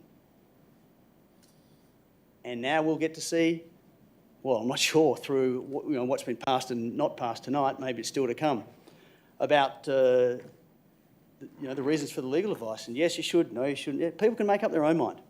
And I certainly hope that gets through. That really is a key. But anyway, I'm talking about an apology.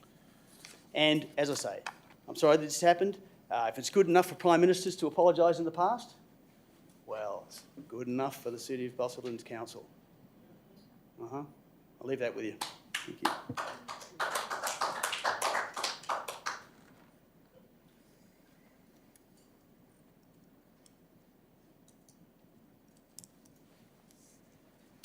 Councillor Ryan. Thank you. And thank you, Councillor McNeish, for bringing this particular motion tonight. This is the third time, maybe this is a lucky time, an apology has been called for, this time publicly. Previously, the call has failed due to some opposing an apology. As Councillor McNish said, it's simple, doesn't hurt. Now we have the public opportunity, and I note the comments from staff suggesting the timing should be at the opening. I agree, but it doesn't stop me saying that I apologise now. I apologise for not being able to explain to ratepayers all the things that we have been privy to for reasons of confidentiality until now. And I would like to thank the acting CEO once again for his frank report. I have watched from the outside prior to this development as a councillor, and since 2021 I've been debating on the inside. The attacks on some individuals in the community were at times unwarranted. They simply wanted to know what was going on, and as the biggest stakeholder were kept in the dark. They knew this project was going to go south from the beginning. An apology in the dictionary describes it as a regretful acknowledgement of an offence or failure, an act of saying that you are sorry for something wrong that you have done. What reputational damage could an apology do? The PM recently apologised to the victims at Bondi, and Kevin 07 apologised to the Aboriginals. Councillor Cox talked about leadership. Councillors, it's your choice, but I'm happy for one to say, I'm sorry, and I believe that's leadership. Thank you. Thank you. Councillor Cox, you speaking against? Thank you, Mr Mayor. The wording of this notice of motion, unqualified, sincere and full apology for the unfortunate situation that the saltwater project has placed ratepayers in, implies that the entire project has been an inherent failure, which it has not, and that the council is wholly at fault without nuance or qualification.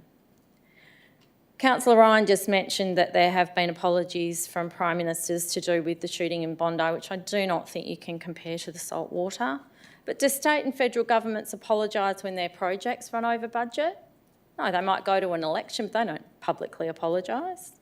The interim learnings report highlights the reality that saltwater has been a complex project involving multiple stakeholders, technical complications, complex market conditions and unforeseen circumstances such as COVID.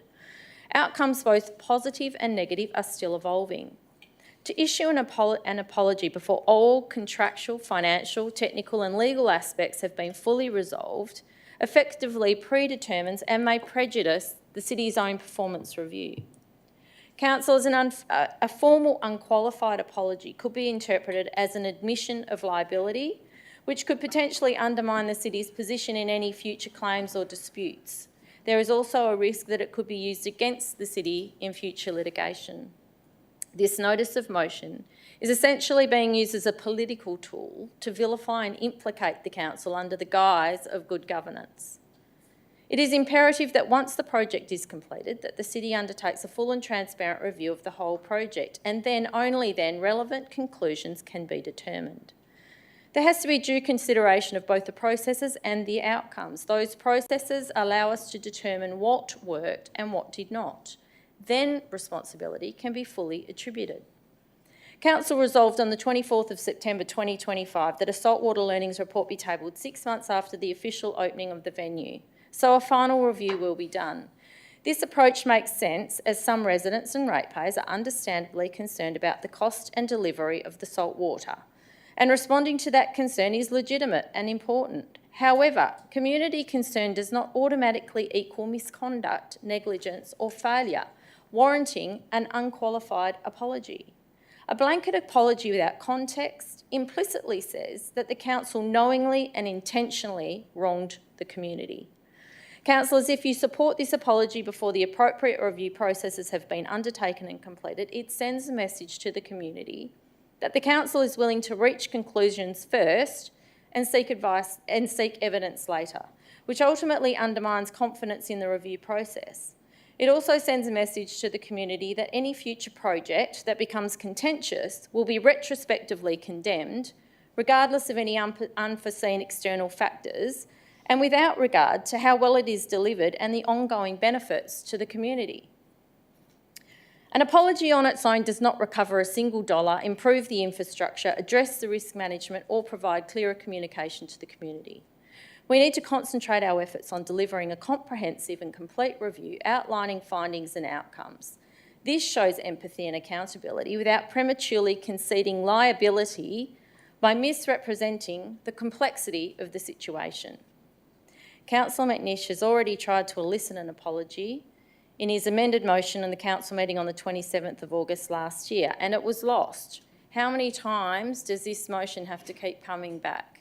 Councillors, I would urge you to not be rash in supporting this public apology and to think about the implications, the serious implications of doing so. Thank you. Thank you. Councillor Cox. Speaker 4. Councillor Love. Fellow elected members, when a major project runs over time and over budget, the community expects honesty. They expect accountability and they expect their council to acknowledge their impact on them. Across Western Australia, other local governments have indeed faced this exact situation, and they've shown us what responsible leadership looks like. Take the city of Mandurah. When the Eastern Foreshore redevelopment ran millions over budget, Mandurah didn't hide from it. They fronted up, they acknowledged the blowout, they recognised the frustration it caused, and they expressed regret for the financial pressure placed on ratepayers. That honesty helped rebuild trust. Look at the city of Perth. The Rose Street Enhancement Project and the Wellington Square redevelopment both blew out by millions. Perth's leadership publicly recognised the overruns and expressed regret for the disruption and the cost. They made it clear to their community that they understood the impact and that they were committed to doing better. And then we have the City of Fremantle. Not just one project, but several, from the major cost escalation of Walyallup Court Civic Centre to the overruns in the Fremantle Oval redevelopment planning to the unexpected budget pressures in the south of Fremantle landfill rehabilitation. Each time, Fremantle chose the same approach. They acknowledged the cost pressures openly, they recognised the frustration felt by their community, and they expressed regret for the financial strain these projects created. They didn't retreat into defensiveness. They chose transparency, accountability, and honesty over silence. These councils didn't collapse because they apologised. They strengthened their credibility because they apologised. And that brings us to Busselton. The Saltwater Performing Arts Centre has experienced delays, cost pressures, and community concern. People are frustrated. They deserve to feel heard. They deserve to know that their council understands the impact that this has had on them, financially and socially. An apology is not an admission of incompetence. It is an act of leadership. It is a signal that we respect our community enough to acknowledge the burden they will be forced to carry in future years. By apologising, we align ourselves with the best examples of local government practice in Western Australia. We show that we value transparency. We show that we take responsibility. And we show that we're committed to doing better. If Mandurah can do it, if Perth can do it, if Fremantle can do it, then so can we. An apology is not weakness. It is integrity, and it is exactly what our community deserves. That's why I urge councillors to support this notice of motion. Thank you. Thank you. Speaker against. Councillor Adams. I take this opportunity to speak against the motion, although I will be voting for it, I'm sure. Sounds like I'm contradicting myself there, but I just think Councillor McNish is very intelligent. I think the word should be sincere apology. I don't think we need unqualified full apology. I think we need a sincere apology. That's what we owe the ratepayers of Busselton, a sincere apology. I think unqualified means that says the council's incompetent. I don't think, well, I wasn't here, so I can wash my hands of that bit. I think they did a great job with what they did. It's gone blow out. We all know that. There's COVID and a few other things. I go back to what my partner said today, just before I got here. He said, well, we got the big saltwater. He said, there's a lot of angry people. And I said, I don't blame them. I don't blame them at all. I said, and a lot of them are genuinely got great facts and they get through to it. And what they're stating in thing is true. A lot of people don't know what they're talking about, but that's another story. So I haven't got a problem with apology. I just have a problem with unqualified and full apology. I think we owe our ratepayers a sincere apology.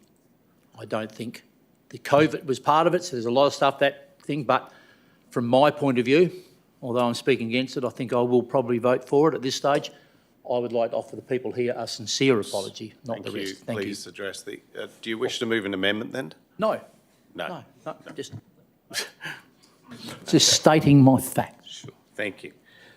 Speaker for, even though that was against, speaker against, Councillor Kennedy. Thank you. It is ironic that this notice of motion mentions that the apology should not be politicised. Well, I think the heart of this motion, I assume the apology is for the timing of the project, the extension of time and the budget overruns. But without specifics, I'm not sure what a full apology is for. And also consider the dictionary definition of what an apology is, because words mean something. So what is really happening here? So these matters would be considered when the project is completed. And then a thoughtful message would be considered and presented to the community. So the examples that Councillor Love gave us before, I'd like to ask, were they noms, or did they come after the council considered all of the findings from those projects? Now, before we heard from Councillor McNish that he put the motion forward. He put the interim learnings report, well, the learnings report, and it came from his motion. But I can recall in the officer's comment of that these things are going to happen anyway. And as we'll see with the motions later on, some things are just going to happen anyway.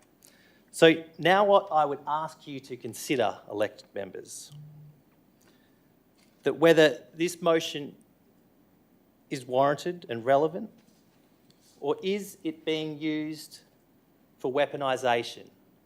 Is it being used for political point scoring and causing unnecessary agitation in the community? Because these things were probably going to be looked at the completion of the project. So there are many sources of entertainment out there in the world, but I'm not going to be a part of this performance, and I'd encourage you to vote against it. Thank you, elected members. Thank you, Councillor Kennedy. Speaker for? Speaker against? I wasn't going to speak, and I'll explain why. This is where councillors, elected members, 9 of us, debate so that each councillor can be informed and make informed decisions. That's our whole purpose, not by being bullied by others. Honesty, then this report is the start of honesty. We've asked for a full report. And if we want to shout about who voted for it, guess what? It was 9-0. The whole council voted for this interim report.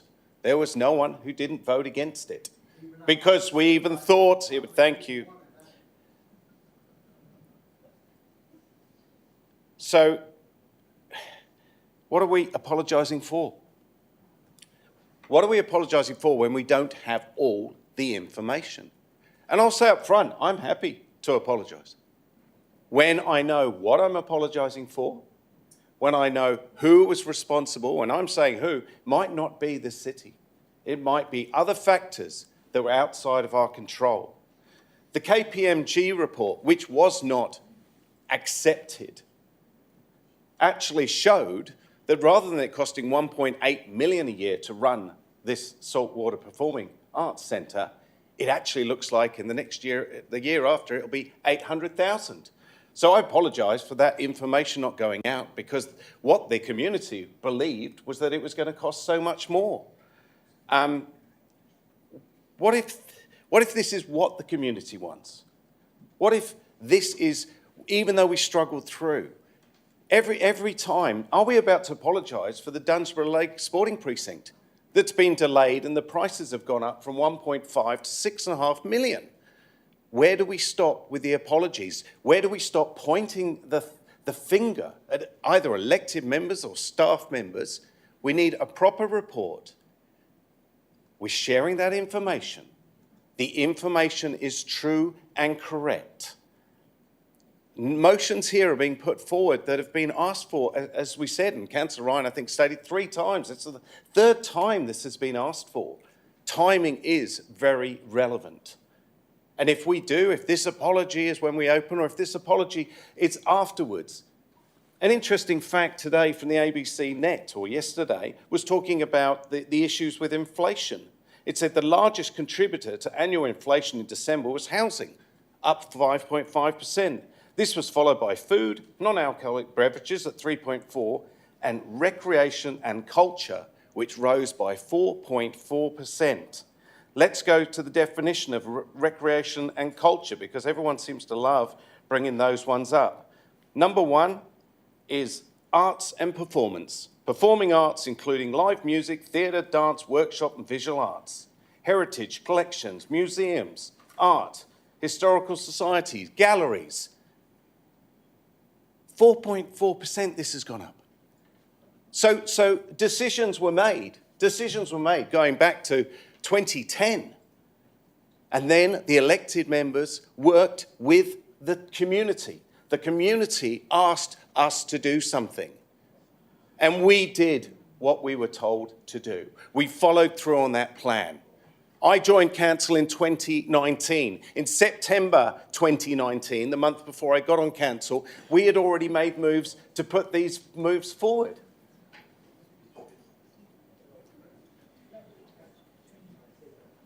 You can stop my time.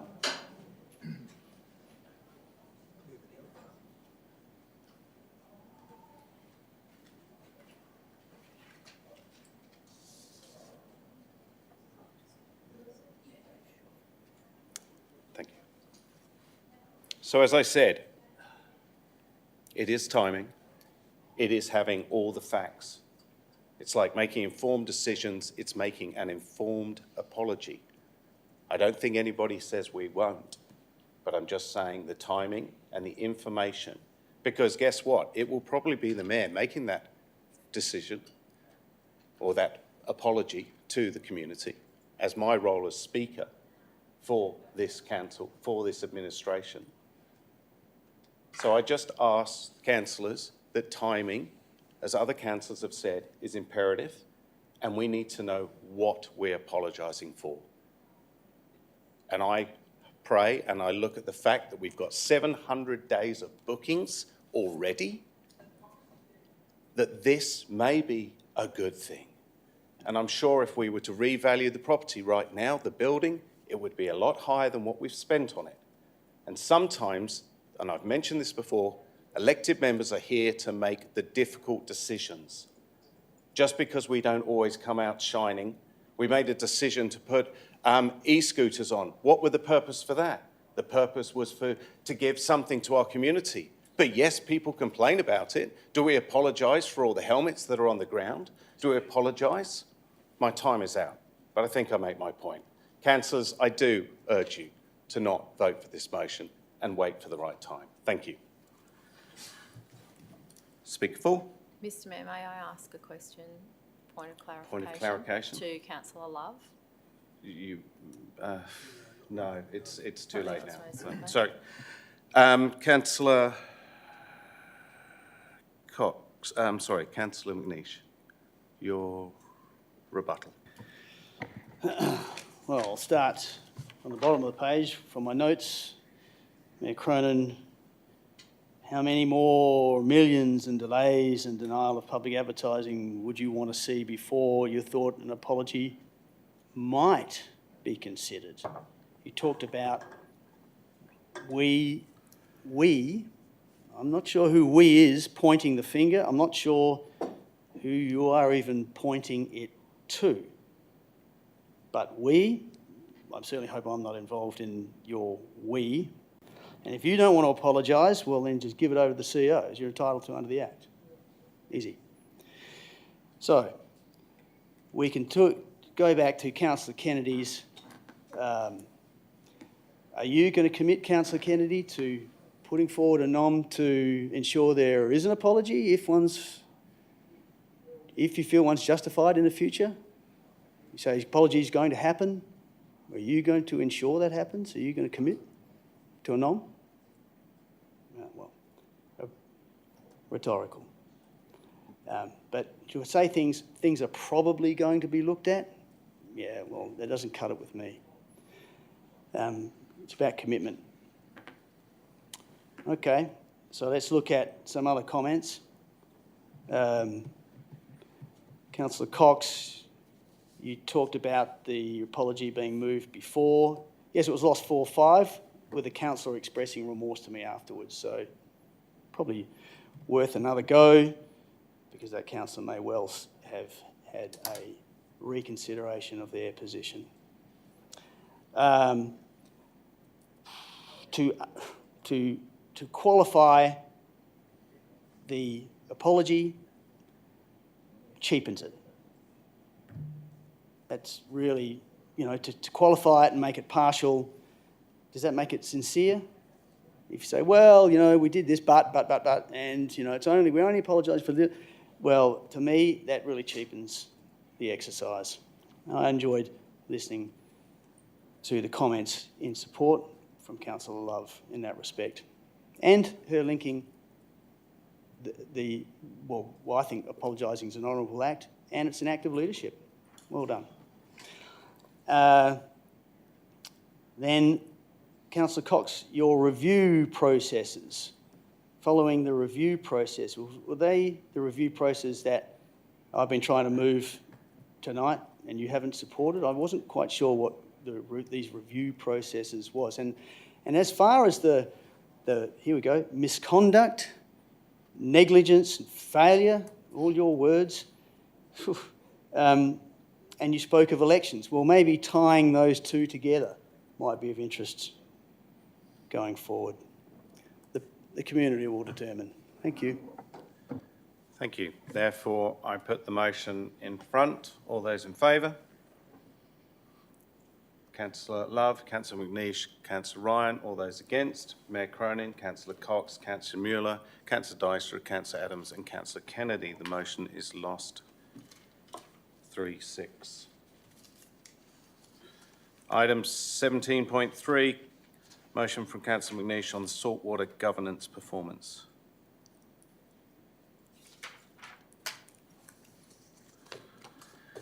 Councillor McNeish, do you wish to put your motion? Motion is on the screen, sir. Thank you. Do you have a seconder? Councillor Ryan. Is there opposition? There is opposition. Councillor McNeish, please speak to your motion. This chamber is as much about governance as anything else.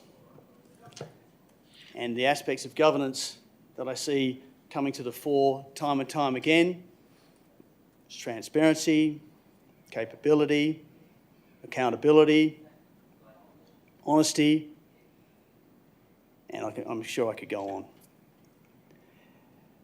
So I had a very sort of cursory chat to the CEO about my excitement of learning about when the report was coming, and it was still writing. It's been a lot of work. a lot of time, and I made a comment about decision-making. And he looked a little bit, He took a second breath, and I thought to myself, okay, there's some register. I'll go back and I'll work on decision-making. What was in the minds of the elected members along the way? Taking the advice, best advice at the time. There were plenty of shortcomings, as we've seen in the report.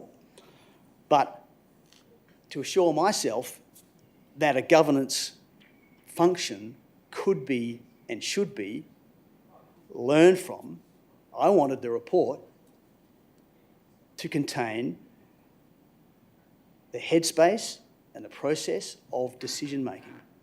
And what really got me was the lack of acceptance and conformance by the council to require the business plan to be publicly advertised. See, the Act is a minimum. Legal advice, and we'll soon find out the shaping of the legal advice. The Act is a minimum. It says, if this is the threshold, if you pass that threshold, you must. But it doesn't mean if you don't pass that threshold, you don't have to or shouldn't. Best practice would be if you're close or there's some doubt, some interpretation doubt, then the safe thing is to advertise. Why wouldn't you? Give the public a chance to have its say on something that's going to be the biggest capital project ever undertaken. So what was with the governance in the mind of the council then? Was it scared? I don't know. I mean, not giving the public that chance was absolutely crucial in what's happened in building. We will never know what the public would have forwarded back to the council in their responses, and lawfully the council must consider those statewide public advertising responses. Legislation is put in place for a reason, and usually over time the legislation gets pretty good and it runs our everyday lives through the rule of law, going back to the common old England and all the rest. So why not embrace what it was trying to do? Where was the governance? And boy, it's a cultural matter. And these business plans that were dealt with in briefing sessions with zero public input, they were too also critical to the progressing of this project.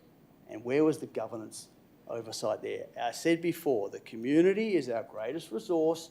That's what it's there for, and that's why the legislation requires you to go out with such big ticket items. We didn't have a probity report done. We didn't have a devil's advocate on any of these reference groups and giving input. You know, there was no external auditor involved. It was just input from the internal resources who, quite frankly, were never ever going to be masters of commercial construction and litigation matters. And who can blame them? Because that's just not what local government is at. So we do need to learn a lot about governance and the culture that drives what we term as governance. Appropriate governance, transparent governance, honest governance, and it was going to shape everything we do from this moment forward. And I really would like to see that addressed in the final report. It's absolutely vital. Thank you. Thank you, Councillor Manish. Councillor Ryan? I think of all the motions tonight, Councillor McNish, this is my favourite. I absolutely applaud what you're trying to achieve here. And one of the issues that sprang to mind was point 4 and the adequacy of the Saltwater BPAC community survey conducted by Catalyse in 2021. There's some former members of the Bay to Bay Action Group here tonight, and we did a lot of research into this issue, and in fact I spoke to somebody today who's actually in Japan, and I said, what was that strategy that we believe that the city used in their advertising? And he said it was a decoy strategy where the $38 million project was touted, then the middle option and then no option. And so the 54% said no to the big one and 11% said yes to the second one, and then the 34% said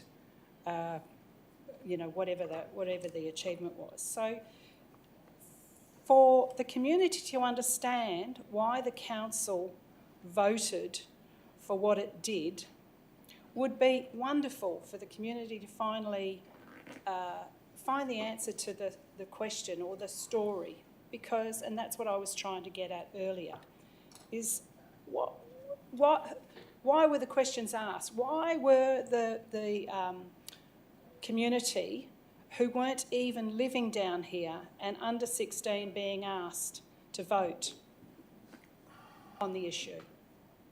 Normally, you would just ask the locals, but no, everybody was being asked. So those things should be exposed. Councillor Kennedy keeps saying that staff are so busy and how are we supposed to articulate what we want to them if we can't do it by a notice of motion? And you keep complaining about notices of motion. I agree with what Councillor McNish said. It would be great to see a good notice of motion from you, reflective of what the community wants. Tick and flick is not what we're about. We are here to drive policy. We are here to drive good governance. And just thinking that the staff are going to do what we think should be done and then ticking and flicking is not the right way to operate.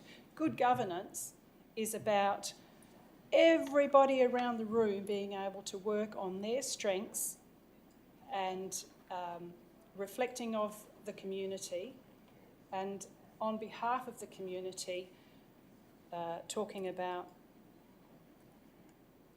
open, honest and accountable government. In the report, it says this decision reflected Council's commitment to transparency, community accountability and legal compliance. Let's do that. Let's continue to do that with open, honest and accountability. Let's get all this information so that we can show the community we've asked for it. Thank you. Thank you. Speaker against? Councillor Cox. Thank you, Mr Mayor. Sorry, Councillor Ryan, this is definitely not my favourite nom tonight. In fact, it might actually be my least favourite, I think. Interestingly, in 6 years of being a councillor, I've been out in the community a lot.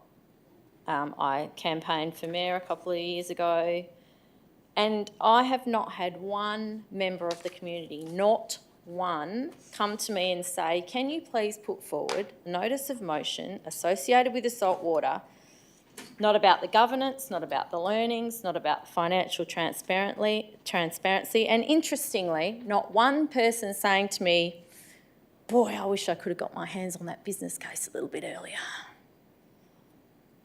It's very telling because we hear Councillor Ryan was saying a lot of community. Not one person that I have interacted with has asked me for any of that information. I'm not sure what they're just not interested. I'm not sure.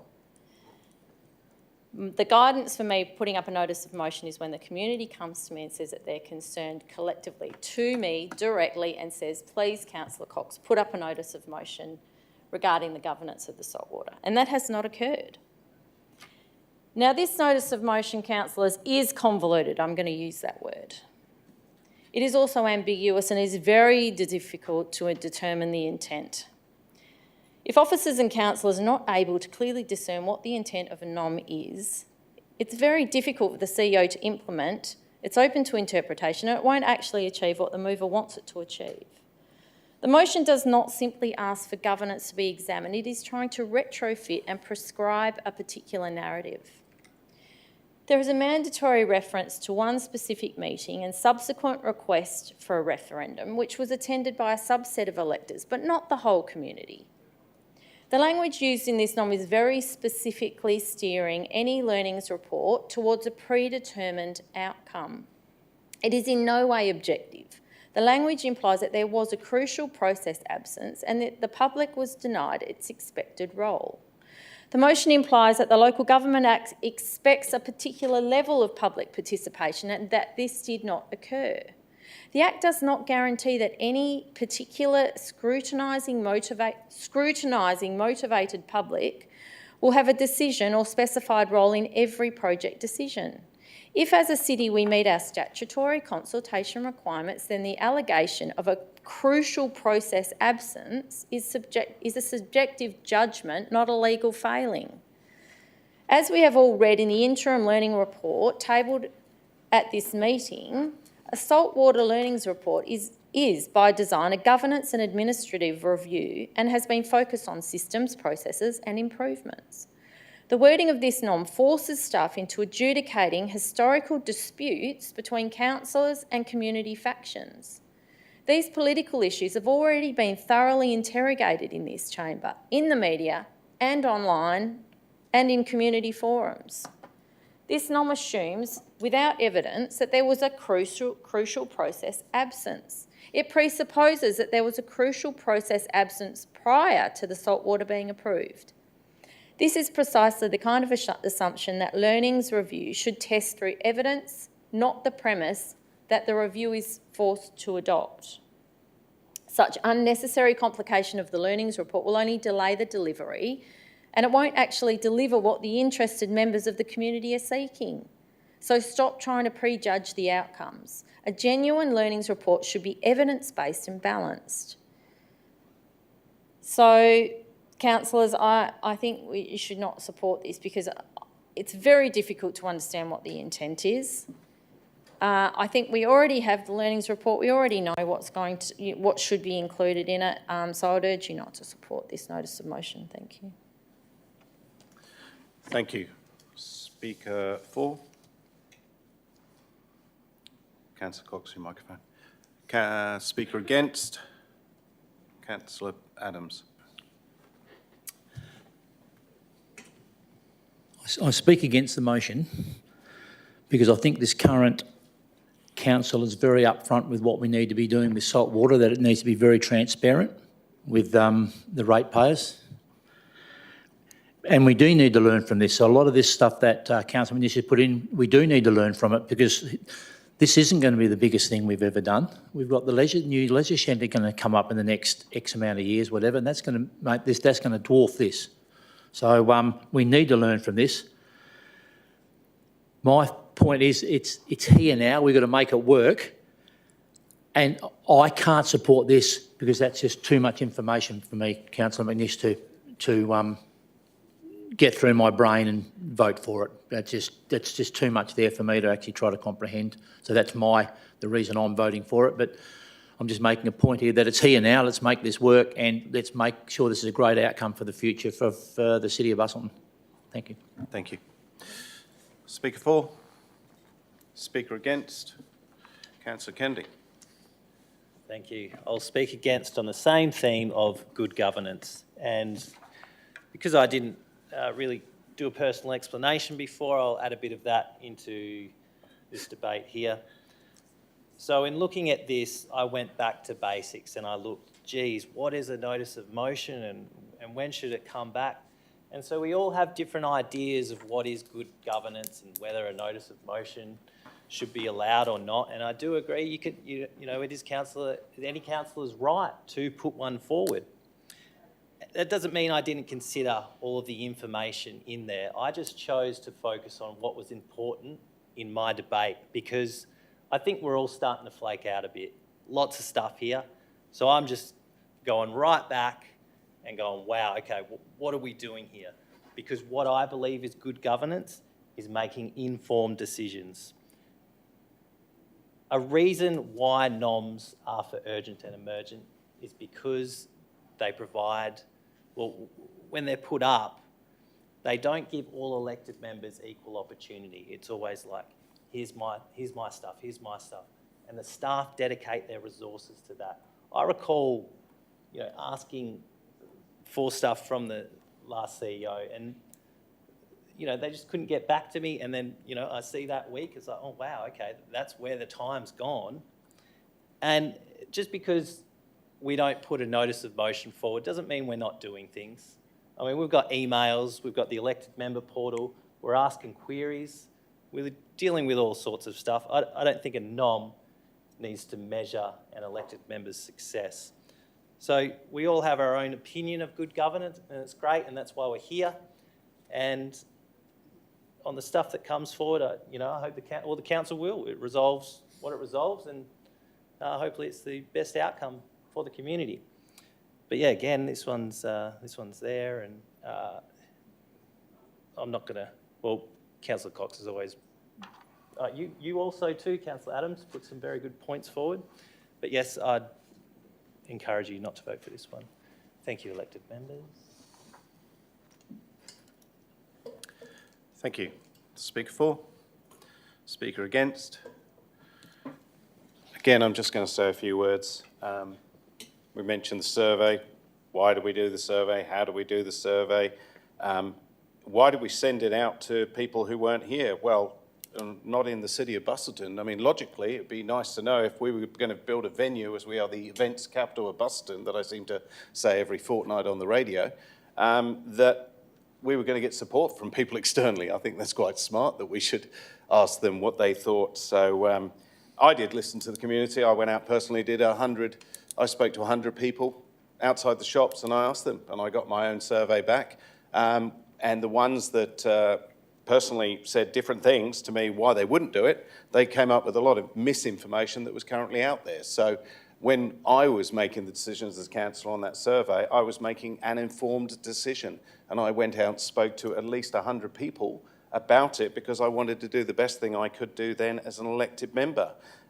This whole NOM, if I wanted to speak to it for 5 minutes, I'd have 30 seconds per item to talk to.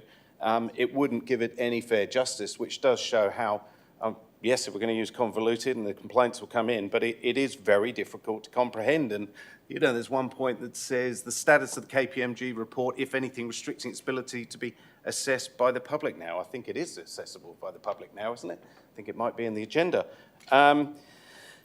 It looks like all these NOMs could have been put together as one. I think all of these, particularly on the salt water, could have been thrown together, but they've been split up to allow us each time to speak for a lot of time. Any of these things could be discussed. Councillors can talk. Councillors can request a meeting, a workshop. There's no rules against us doing that. And I think what we do as 9 elected members, we work collectively to come up with some great ideas. And yeah, the use of NOMs, I tend to agree with Councillor Kennedy under what he said. The importance and what is urgent right now. What is urgent right now, personally, is moving forward. We've got to make sure that this is successful. We need to have staff working on the success of A, completing the project, and B, making sure that we've got the bookings, of which, again, I say 700 days worth of bookings already. Going backwards and looking in the past, I get it, and it's a great learning tool.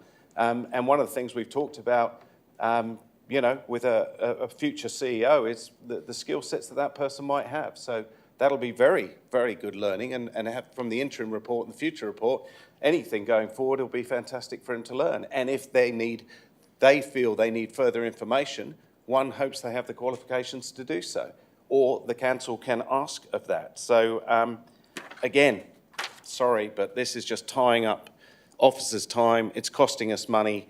A lot of these things are going to be covered, and some of them are already done. So again, I ask the councillors vote against this. Thank you. Speaker against.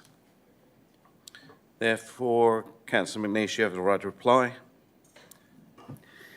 Thank you. I'll start from the bottom again. Mayor Cronin, a lot of things are going to be, these things are going to be covered. Are they? Who knows? who knows? If you don't specify, no guarantee. So that statement cannot hold water. That's a very dependent statement. Too much to consider, yet you suggest combining 4 noms into one. You know, I was pretty good at maths, but I can't work that one out. And if there's too much to consider, I think under the standing orders, you can break it up. You can have complex motions, as you talked about complex, you could split them up. But you didn't avail yourself of doing that. So we forward your head. Councillor Kennedy, your definition of good governance is what? I'd love to see it, because I'll find it challenging working in this chamber thinking I'm doing something for good governance, and you completely disagree. So I'd really love you to email me your definition of good governance. That would be much appreciated. And then when you ask yourself what you're doing here, well, I know what I'm doing here, but, you know, if that's a question you want every one of us to ask ourselves on reflection when we drive home, so be it.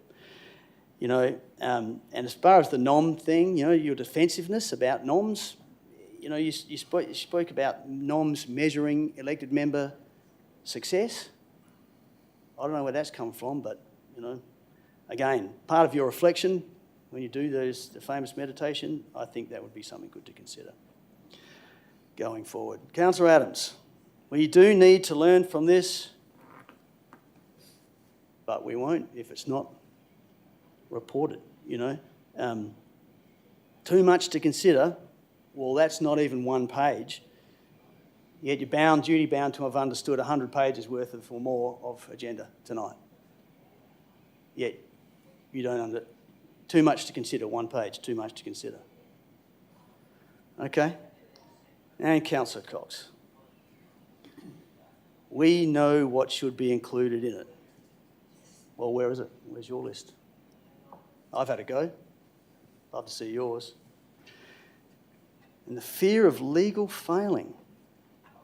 You know, I'd like to learn a bit more about that. See where your fears actually lie, because that's important. You know, I used to chair audit and risk. That'd be an important thing to know. And you think there were no shortcomings. Did you read the report? There's about 40 of them, or their improvements. Anyway, now, the CEO, I've written here, the CEO doesn't say he's confused. If you are, then maybe you could have, oh yeah, okay. So if you're confused, you said you're confused and it's all a bit much, well, you could call me. Call me and I'll walk you through it really slowly. I've got the time. This is important stuff. I'll walk you through it really slowly. And finally, your campaign.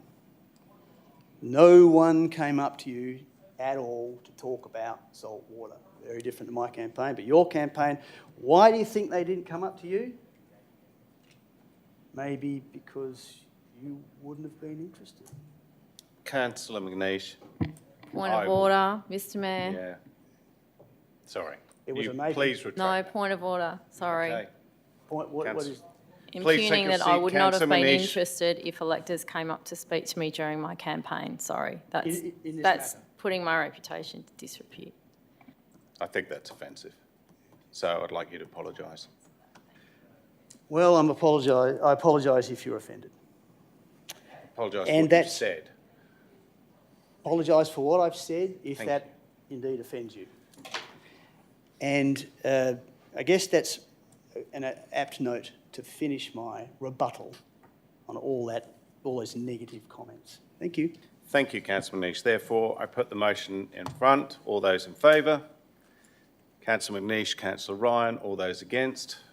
Mayor Cronin, Councillor Cox, Councillor Mueller, Councillor Love, Councillor Dykstra, Councillor Adams and Councillor Kennedy. The motion is lost 2-7. Now move on to item 7.4, saltwater future budget implications. Councillor Manish, do you wish to move your motion? Oh, sorry, as written. Thank you. Is there a seconder? Councillor Kennedy.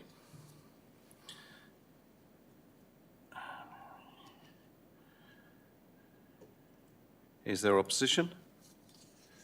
There is opposition, therefore, please speak to your motion. Well, this is one concept, a very simple concept. We've all known about budgets. We all deal with budgets. We know about reserves. Okay. So what we could know a little bit more about is some funding options in the budget to replenish the reserves and the staff comment. Can we just skip down to the staff comment, please? Oh, there it is. One sentence.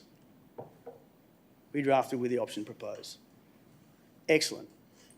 The budget development process takes, CEO, 4.5 months. Plenty of time for those who think they're rushed. And we can consider this item as part of probably 4,000 line items in the budget, plus or minus 1,000. Plenty of time, 4.5 months to do it. Thank you. Thank you. Councillor Kennedy. Yes, thank you. As having the experience of being through a few budgets, I understand that we go through a few workshops, and so there's the ability to add input at those sessions. Happy for this to be an option. Doesn't mean we need to consider anything there. Just in those workshops, we have a look at it. Thank you.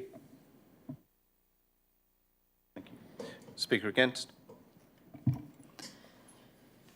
I apologise in advance. I think everyone's sick of hearing my voice tonight. So I'll try and keep this as brief as possible. The reasons I don't support this notice of motion is that it constrains our 26-27 budget before the council has even had a chance to set our priorities. It sets a precedent and creates a narrative that replenishing reserves quickly is considered to be good financial management. Council reserves are tools to manage risk and provide for future capital to support the city's strategic asset base. They are not a sacrosanct account that must always be replenished to a notional pre-saltwater balance. Repayment might be prudent in some cases, but not if it will have a negative effect on service delivery, infrastructure renewal, or if it increases pressure to increase rates or fees. Good financial management is about optimising outcomes across the whole financial sphere, not simply replacing reserve balances on a particular timetable to atone for the construction of the saltwater. Using refinance savings to rapidly repay debt from a reserve is simply a band-aid solution. Shifting obligations from one bucket to another. Refinancing should only be leveraged with a maximised benefit to the community. For example, reduced interest or better matching of loan terms to the life of the asset. It should not serve as a symbolic target of recreating former reserve balances. Councillors, we have a fiduciary duty to analyse the marginal benefit. Is using each extra dollar to repay a reserve more valuable than maintaining a road, upgrading a sporting facility or providing services to our community? The fact that saltwater went over budget is not fundamentally a budgeting issue. It is at the core a governance and risk issue. Repayment of these reserves, realistically, is a secondary priority. If we set a precedent that all internal borrowings from reserves must be repaid on an accelerated timetable, what are the implications? Does it mean that we are committed to doing the same for every single internal reallocation, now and in the future? And what about past decisions where reserves were used to support strategic projects without a formal repayment? Singling out the saltwater without a clear and consistent policy framework risks the perception of ad hoc and inconsistent treatment of projects based on political pressure rather than transparent policy. It weakens the integrity of the established budget process, which includes reviewing the LTFP and modelling various scenarios. This motion effectively pulls a single element out of the integrated planning process and instructs the CEO to build a draft budget around the repayment of these reserves. This motion is silent on how the proposed repayment is to be funded and is left to the discretion of the CEO. So does it involve increased rates, reduced service provision? What is the opinion of the community on the rapid repayment of the saltwater debt? Are they willing to pay more in rates or accept lower service levels? Have they been consulted? The most sensible way to approach this is to ask the CEO to model various scenarios through the LTFP. The solution, no targeted repayment, is it? Is it gradual replenishment over 10 to 15 years, or is it selective replenishment where certain risk thresholds are triggered? In opposing this NOM, I am not dismissing community concern over the saltwater overspend, but rather a single symbolic gesture. The response needs to be strategically sound, consistent with good financial governance and integrated with the Council's strategic priorities and long-term financial plan. Councillors, this NOM does not deliver the best outcome for our residents and ratepayers. I urge you not to support it. Thank you, Councillor Cox. Speaker 4. Councillor Ryan. I'm a little bit confused. Councillor Cox is saying this is a foregone conclusion when all it is asking for the CEO to draft a report with an option in the budget. That's all it is. It's for you to decide down the track. Let's have the options. I know that when this information got out about taking $3.5 million from the airport reserve, Facebook went off. How dare you? So how are we going to refund that money if in fact we are? And what about the building reserve? And I'm not sure that the community actually knows about that $5 million as well as the $3.5 million. So it's a good time, it's a good opportunity to start suggesting to staff, I know they're very busy, but they're also smart enough to be able to put together an option. Councillors, I urge you to vote for this. Thank you. Speaker against?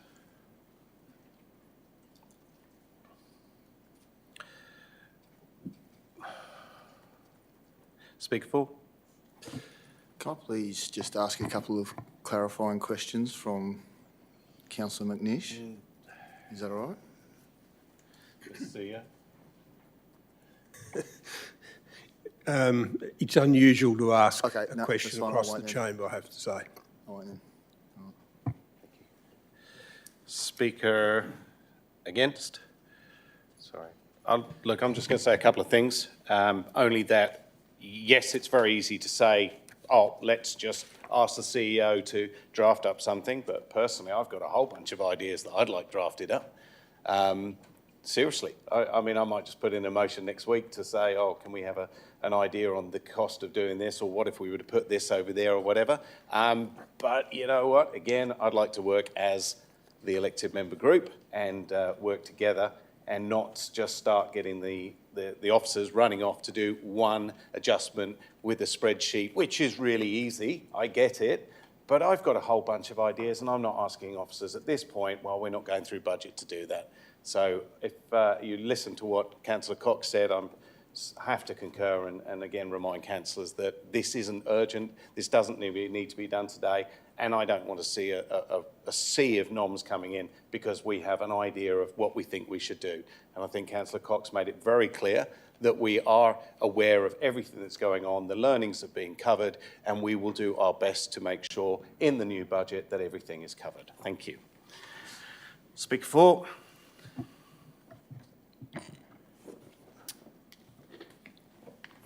I just don't think this is a normal thing. This is salt water. I think we need to be seen to be looking like, even if it's only a draft, I think it's something that we need to put through and so that we're on the right track, that as a council that we are concerned about where that money's going, whether we can actually do anything about it. I think that's not the point. I think the point is we've got to be seen as a council to be showing that we are onto this and that we are concerned. Sure. Thank you. Speaker against? Councillor Miller. Yeah, thank you. I'm not quite sure that I'm speaking against this. Maybe just speaking about it is better. There's a couple of things here that maybe need to be looked at here. So this idea of overspend, every dollar spent was decided by council to be spent. So I'm not sure that overspend is perhaps the right word, and there's been a lot of talk about words have meaning. So I think it's important that we consider that. I'm also kind of concerned about the extent to which the CEO has to look at internal cost efficiency savings. If there's 4,000 line items, every single one of those would, according to this, need to be analysed for cost savings, and to what extent. I mean, that's I feel like making the matter complex. Having said that, especially as being a new council, I would like to see this information. I would like to sort of begin to understand it. I would hope that this can just be a part of our budgeting process and our workshops, and that it doesn't need to be a separate thing. So I guess I'm not really sure, and maybe the CEO might be able to clarify this, is can a NOM, this notice of motion, just be a part of that budgeting process, or does it have to be a separate draft budget than what we are going to do regardless? Can I maybe just ask that question? Mr. CEO, can you respond, please? We would just have this as an option within the budget papers. Excuse me. The answer is this could just be listed as an indication. If this was pursued by the council, these are the implications for it. So an option like that can be considered, which is what I think we put in the, if you can just scroll up on the commentary, please. Down. Officers comment. The 2026/27 budget can, if the council resolve, be drafted with this option proposed. Okay, thank you. So I take that to mean that it can just be a part of our normal process. Could we just scroll back to the actual norm? Thank you. So whilst I think it's not too bad, I just also want to pick up on one other thing, and this is perhaps more broad than just this particular thing. When any news comes out from council, it goes, and it's even vaguely related to salt water, it goes off. I think that using that as an indicator of how we should make decisions is a poor one. So using Facebook as a way for us to make decisions, I don't really think is a good idea. So can I propose an amendment to remove the word overspend, so both used for salt water,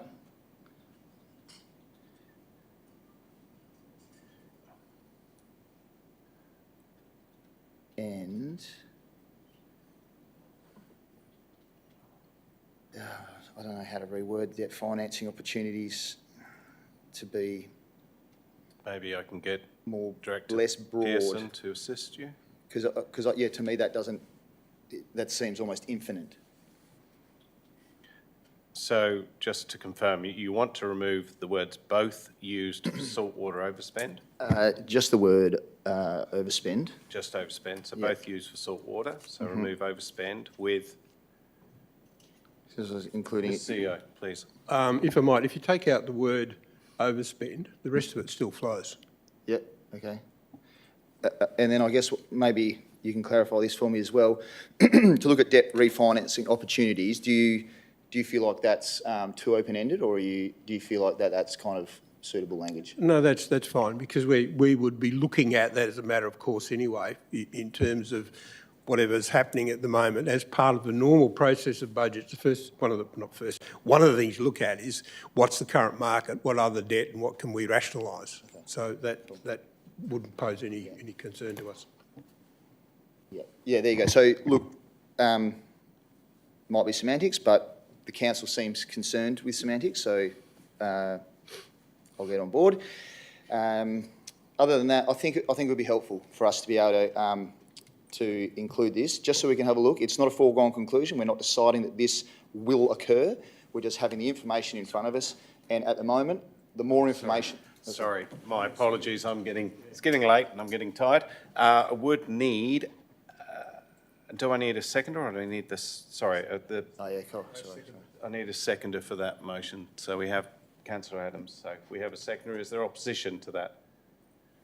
There's no opposition, therefore that carries. Sorry. I'm not opposing the seconder, but I'm opposing the amendment. Oh, sorry, I did ask if there was any opposition. Is there any opposition to that? That being what you just said, is there a seconder? I wasn't going to oppose the seconder. Yeah, no, I said, Just Councillor start again. Adams, we can go back over the tape, but I said, Councillor Adams, second it. Is there opposition? Being no opposition. No, I don't. I'm not looking for opposition for a seconder. Yeah.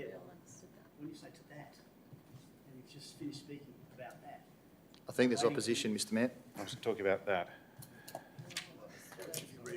Okay, so the amendment is that the council amend the motion by deleting the word overspend. Are you happy to second that? Is there opposition? There is opposition, therefore you can speak to this amendment. Yep, like I already said when I was talking about that, I don't think there's been an overspend. I think that the council made decisions to spend money, and that's the end of it. It is more than the saltwater was initially budgeted at, but council made the decision to allocate additional funds, and so I don't really consider it an overspend.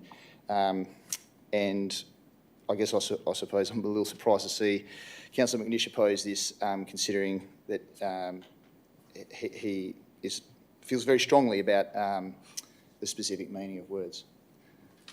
Thank you. Councillor Adams. Speaking to the amendment. Speaking to the amendment, I think very similar to Councillor Mueller. I think the actual motion is a good one, but I think the word overspend should be taken out because, yes, everything was, it's the way it is. Everything's, if you do that, you're going to have overspend on nearly everything you do. And I think we'd like to put it through, but without that word, just for Councillor Mueller's reasonings. Thank you. Speaker against? Councillor McNish. I can't support it because overspend is exactly what it is. I think I heard Councillor Mueller, you say it was, well, the money was used, it was more than originally budgeted for. I agree. It's an overspend. That's it. It's just so obvious. I don't know why someone would try and conceal that, delete it, eradicate it. It was, seriously, no money on salt water paid in addition to what was originally expected or budgeted for. And we've got total project cost up 72 million. Where am I?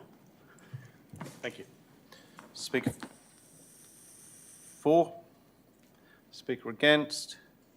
Councillor Ryan. Yeah, I agree. Overspend. Dictionary says spend more than the expected or allotted amount. It's clear. Words mean something.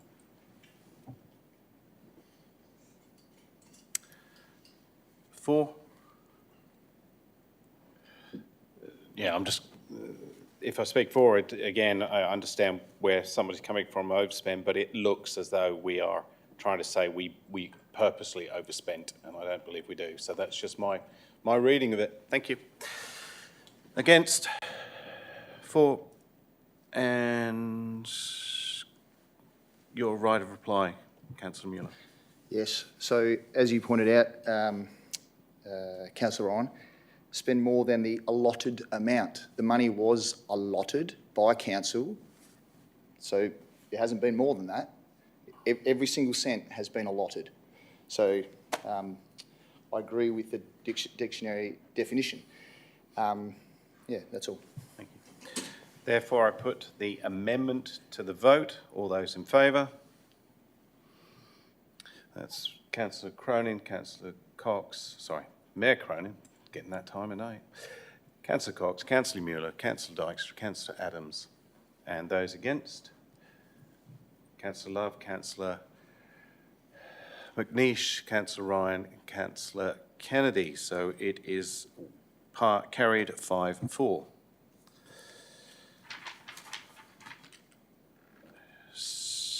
Now with the substantive motion in front of us, Speaker for.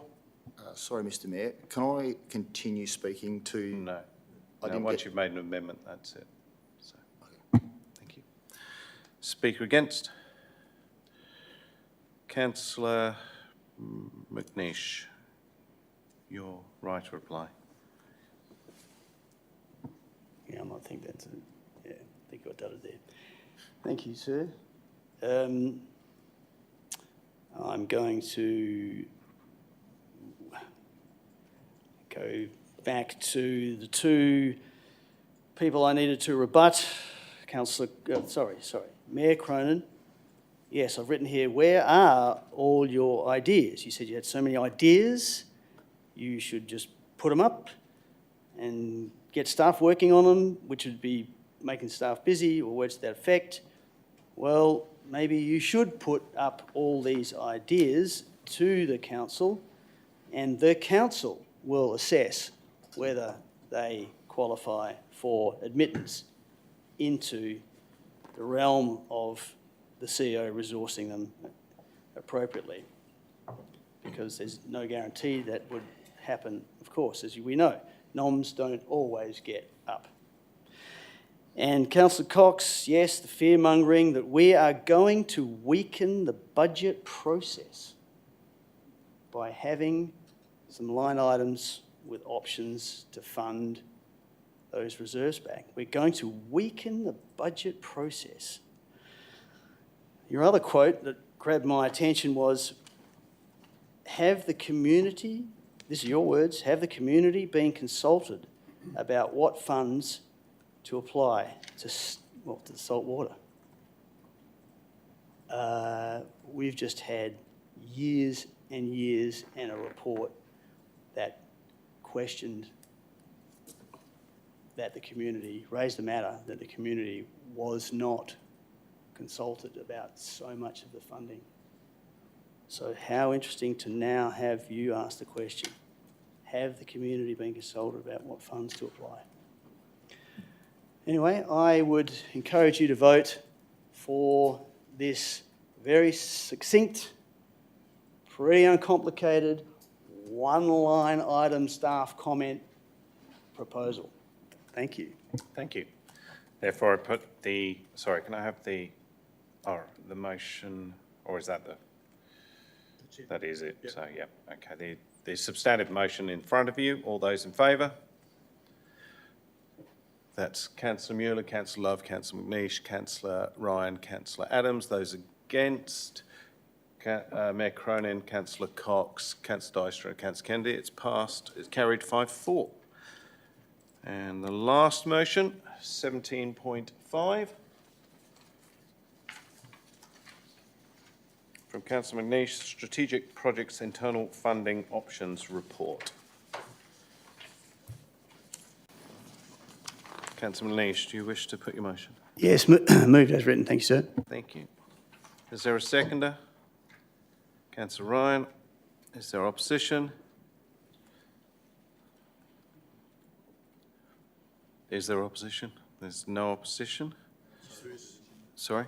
There is, sorry. Councillor.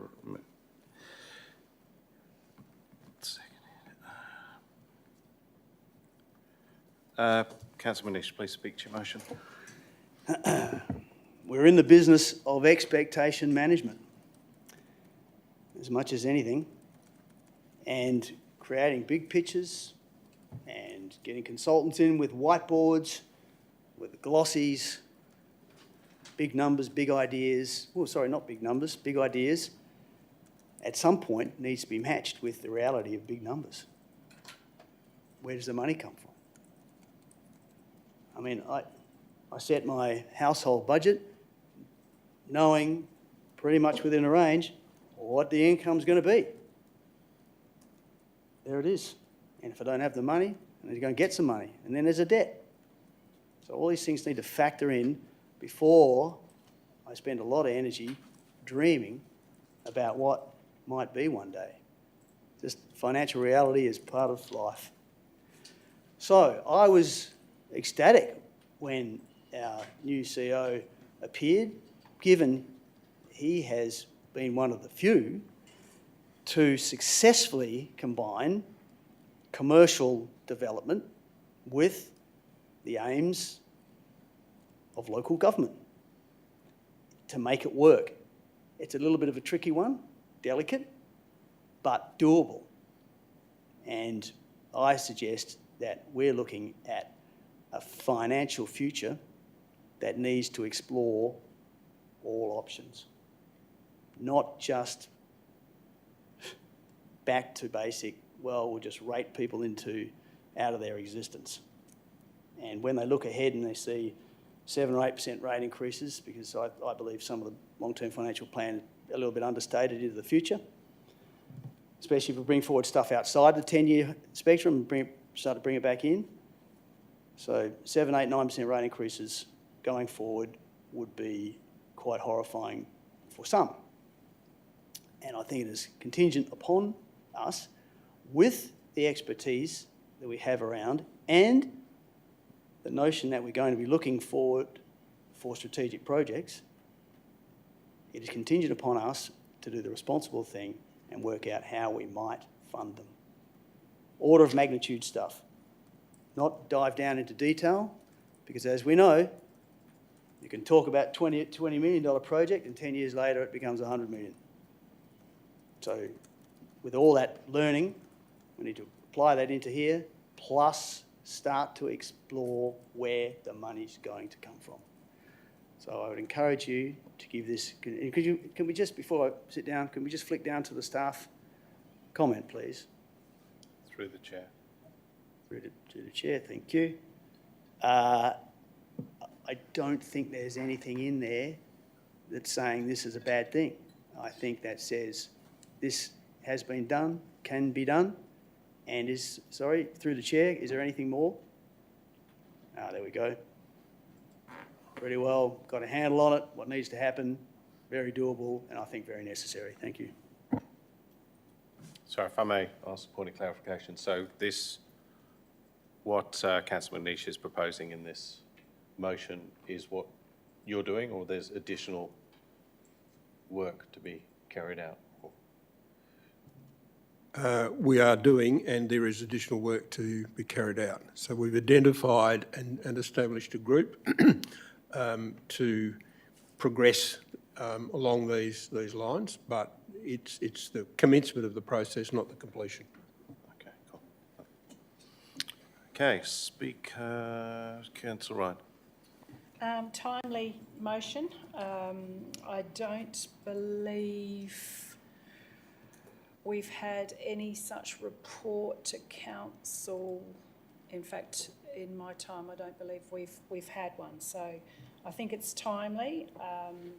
You council on board, you guys, ladies, should know what's out there.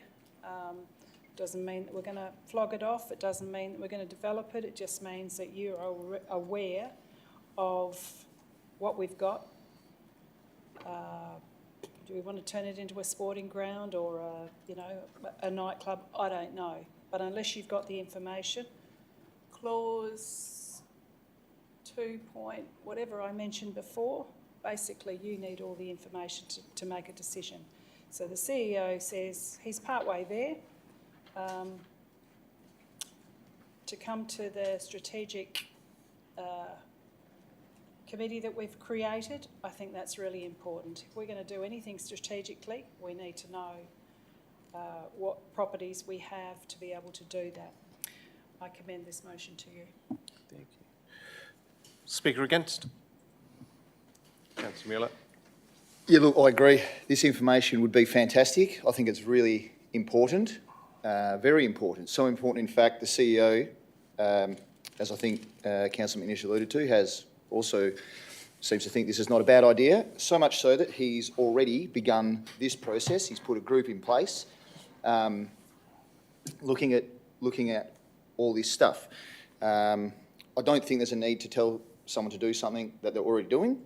I think it's fantastic. I just don't think this needs to be an additional notice of motion requesting the CEO already do something that he's basically doing. So that's the only reason that I'm talking against it, not because I don't think this information is important. In fact, I think this might be one of the best things for council to do that I've seen since my time on council. So the idea here is fantastic, but it's already happening. So I think we can just leave this alone. Thank you. Thank you. Speaker 4. Question. Can I ask you a question through the chair? Clarification, yep. Yeah. To the CEO.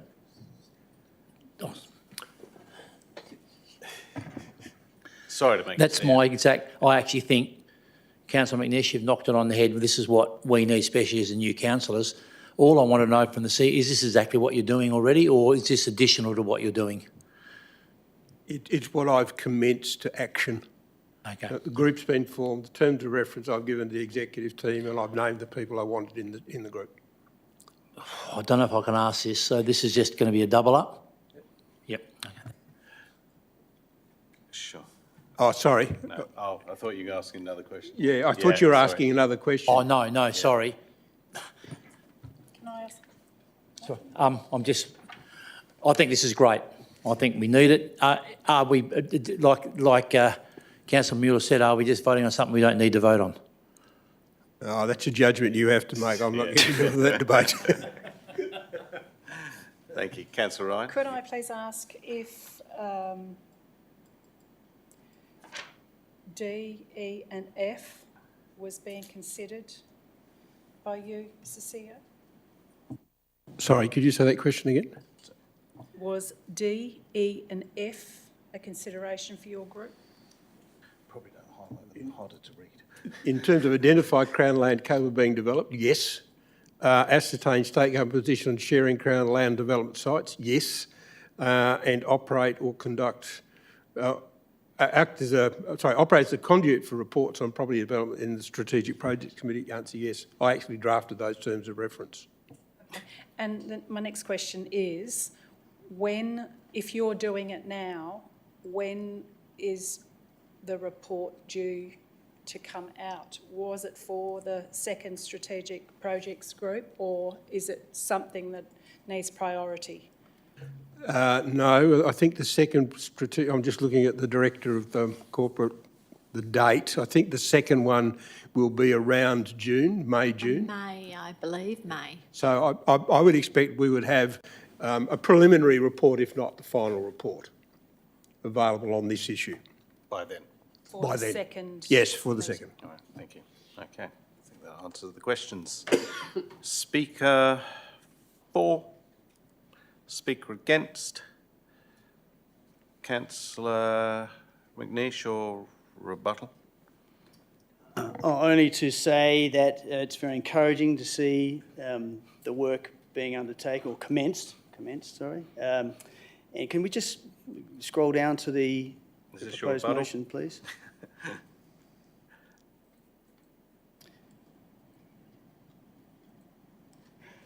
Each has been coming on the existing stage of development revenue and other matters the CEO deems fit for discussion on future years' development. So is there any, question to the CEO, is there any thing in the motion that you see conflicts or isn't congruent with what you're doing? Because I don't want anything missed out. That's what I'm trying to mention. Point of order. The point of order will be, if you're allowing this question to be asked, I guess that's the point of order. If you're allowing the question, I would be ruling for the presiding member to disagree with. So are you allowing the question? At the right of reply. So I can make this easy. I'll withdraw the question. Okay. I know Councillor Kennedy's coming from the standing orders and he's quite correct. I've commenced my rebuttal. Questions aren't allowed. Thank you, Councillor Kennedy. So I'm just going to, of course, vote for this, assuming that, and it shouldn't, it's dangerous to assume, but we won't get an answer on that, that nothing in the motion detracts from where the CEO is going. So, well, it might be, you might say it's a harmless motion, but I feel it's important that the council is seen to be directing the CEO and the council would then be supporting what he is doing. So if you talk about working together, the council will be supporting what the CEO is doing. And I think that's a good thing. Thank you. Thank you. Therefore, I put the motion in front of you. All those in favour? Councillor Manish, Councillor Dykstra and Councillor Ryan. All those against? Mayor Cronin, Councillor Cox, Councillor Mueller, Councillor Love, Councillor Adams, Councillor Kennedy. The motion's lost 3-6.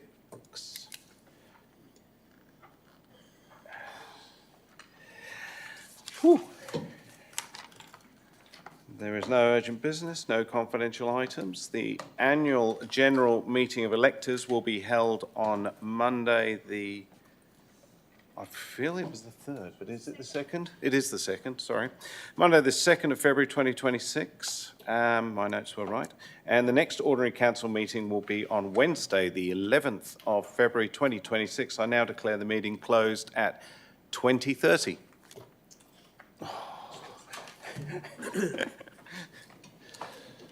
Thank you, councillors.